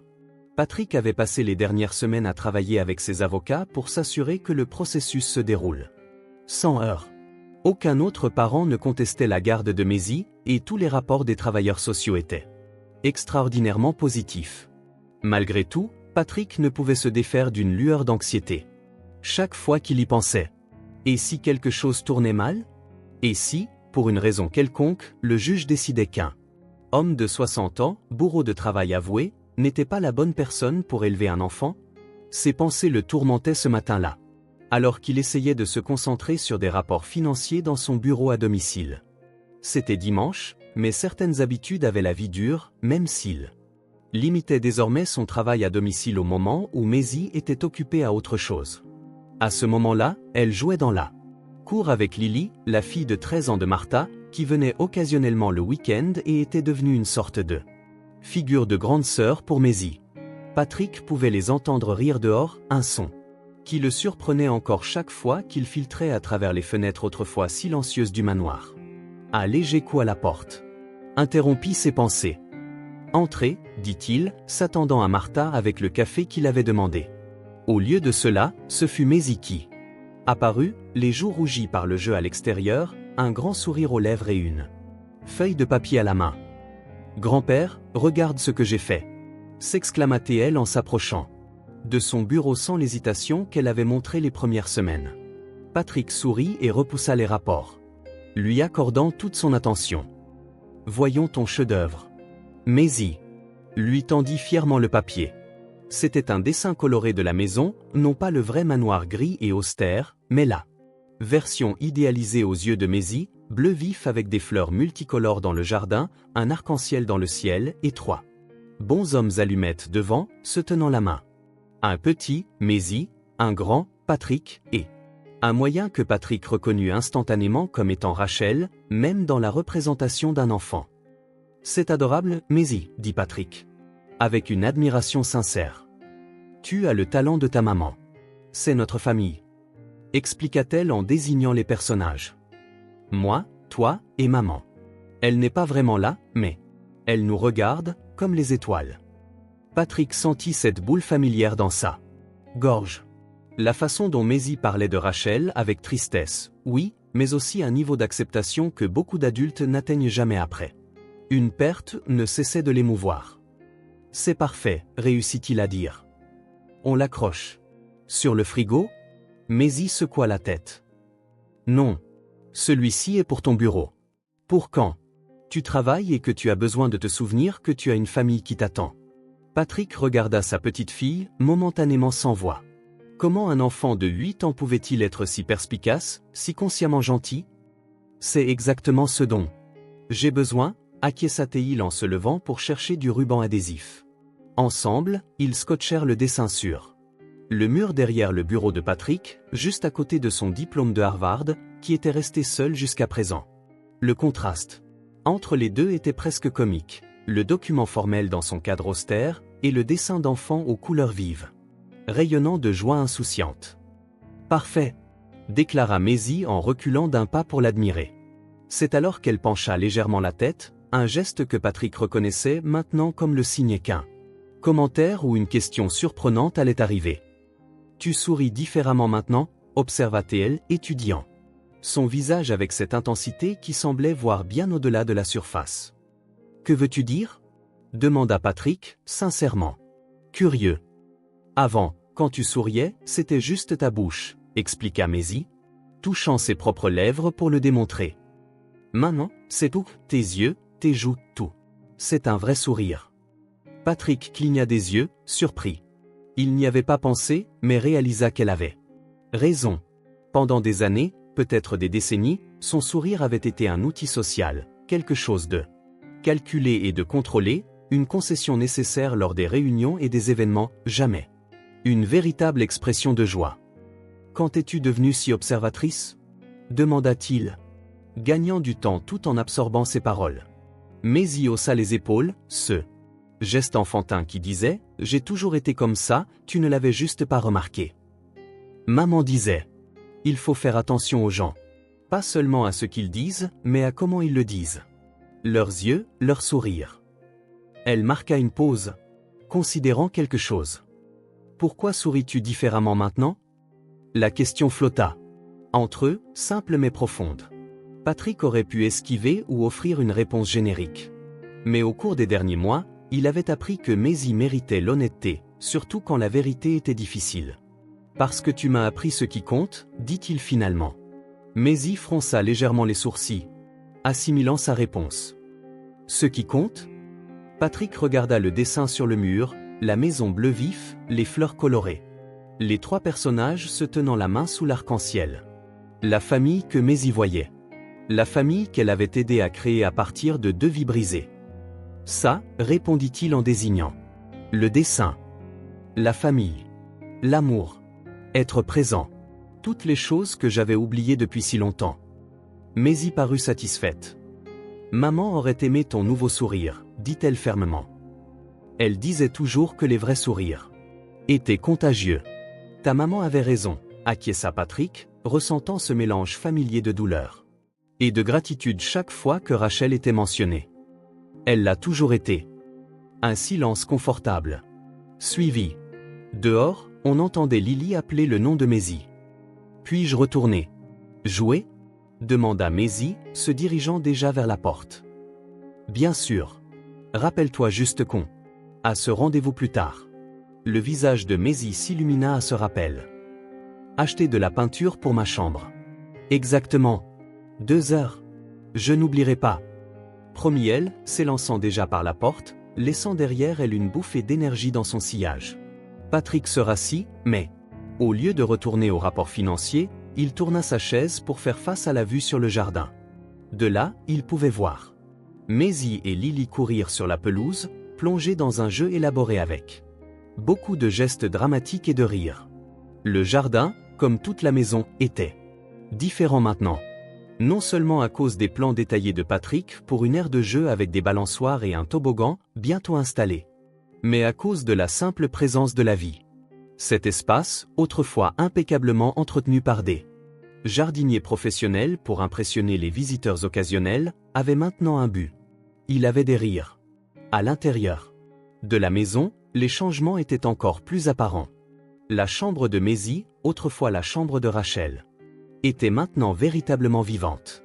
Les murs étaient toujours de cette teinte lavande originale, mais maintenant remplis de dessins, d'affiches d'animaux, et des peintures originales de Rachel aux côtés des premières tentatives de Maisie de suivre les traces artistiques de sa mère. Le lit était submergé d'oreillers colorés et de peluches, qui avaient rejoint CC ces dernières semaines. De nouvelles étagères abritaient une collection croissante de livres pour enfants. Au plafond, en plus de la lampe étoile, Patrick avait engagé un artiste pour peindre une fresque du système solaire après que Maisie se soit soudainement passionnée pour l'astronomie. Mais ce n'était pas seulement la chambre de Maisie qui avait changé. Toute la maison semblait s'être réveillée d'un long sommeil. Des livres traînaient dans le salon, des jouets occasionnellement oubliés sous les tables, des dessins d'enfants placardés sur le réfrigérateur, et même un aquarium avec 2 poissons rouges nommés Bubbles et Sparkle dans la salle de télévision. Résultat d'une visite à une foire scientifique scolaire. Martha, qui travaillait pour Patrick depuis plus de 15 ans, avait fait remarquer la semaine précédente que la maison ressemblait enfin à un foyer. Elle l'avait dit avec un sourire, suggérant qu'elle attendait depuis longtemps de voir cette transformation. Un foyer. Le mot semblait encore étrange à Patrick lorsqu'il s'appliquait au manoir qui n'avait toujours été guère plus qu'un symbole de statut, une toile de fond pour sa vie de PDG prospère. Mais c'était vrai. La maison était devenue un foyer, vibrant de vie, avec des souvenirs prenant forme dans chaque pièce. Patrick pensa à l'audience de garde à venir. Ses avocats étaient confiants et l'assistante sociale avait été très positive dans son dernier rapport, surtout après avoir été témoin du lien qui s'était formé entre lui et Maisie. Pourtant, il ne pouvait s'empêcher d'éprouver une peur sous-jacente. Non pas la peur d'échouer en tant que tuteur, comme il l'avait eu au début, mais une peur plus profonde de perdre Maisie, de perdre cette seconde chance, de perdre le foyer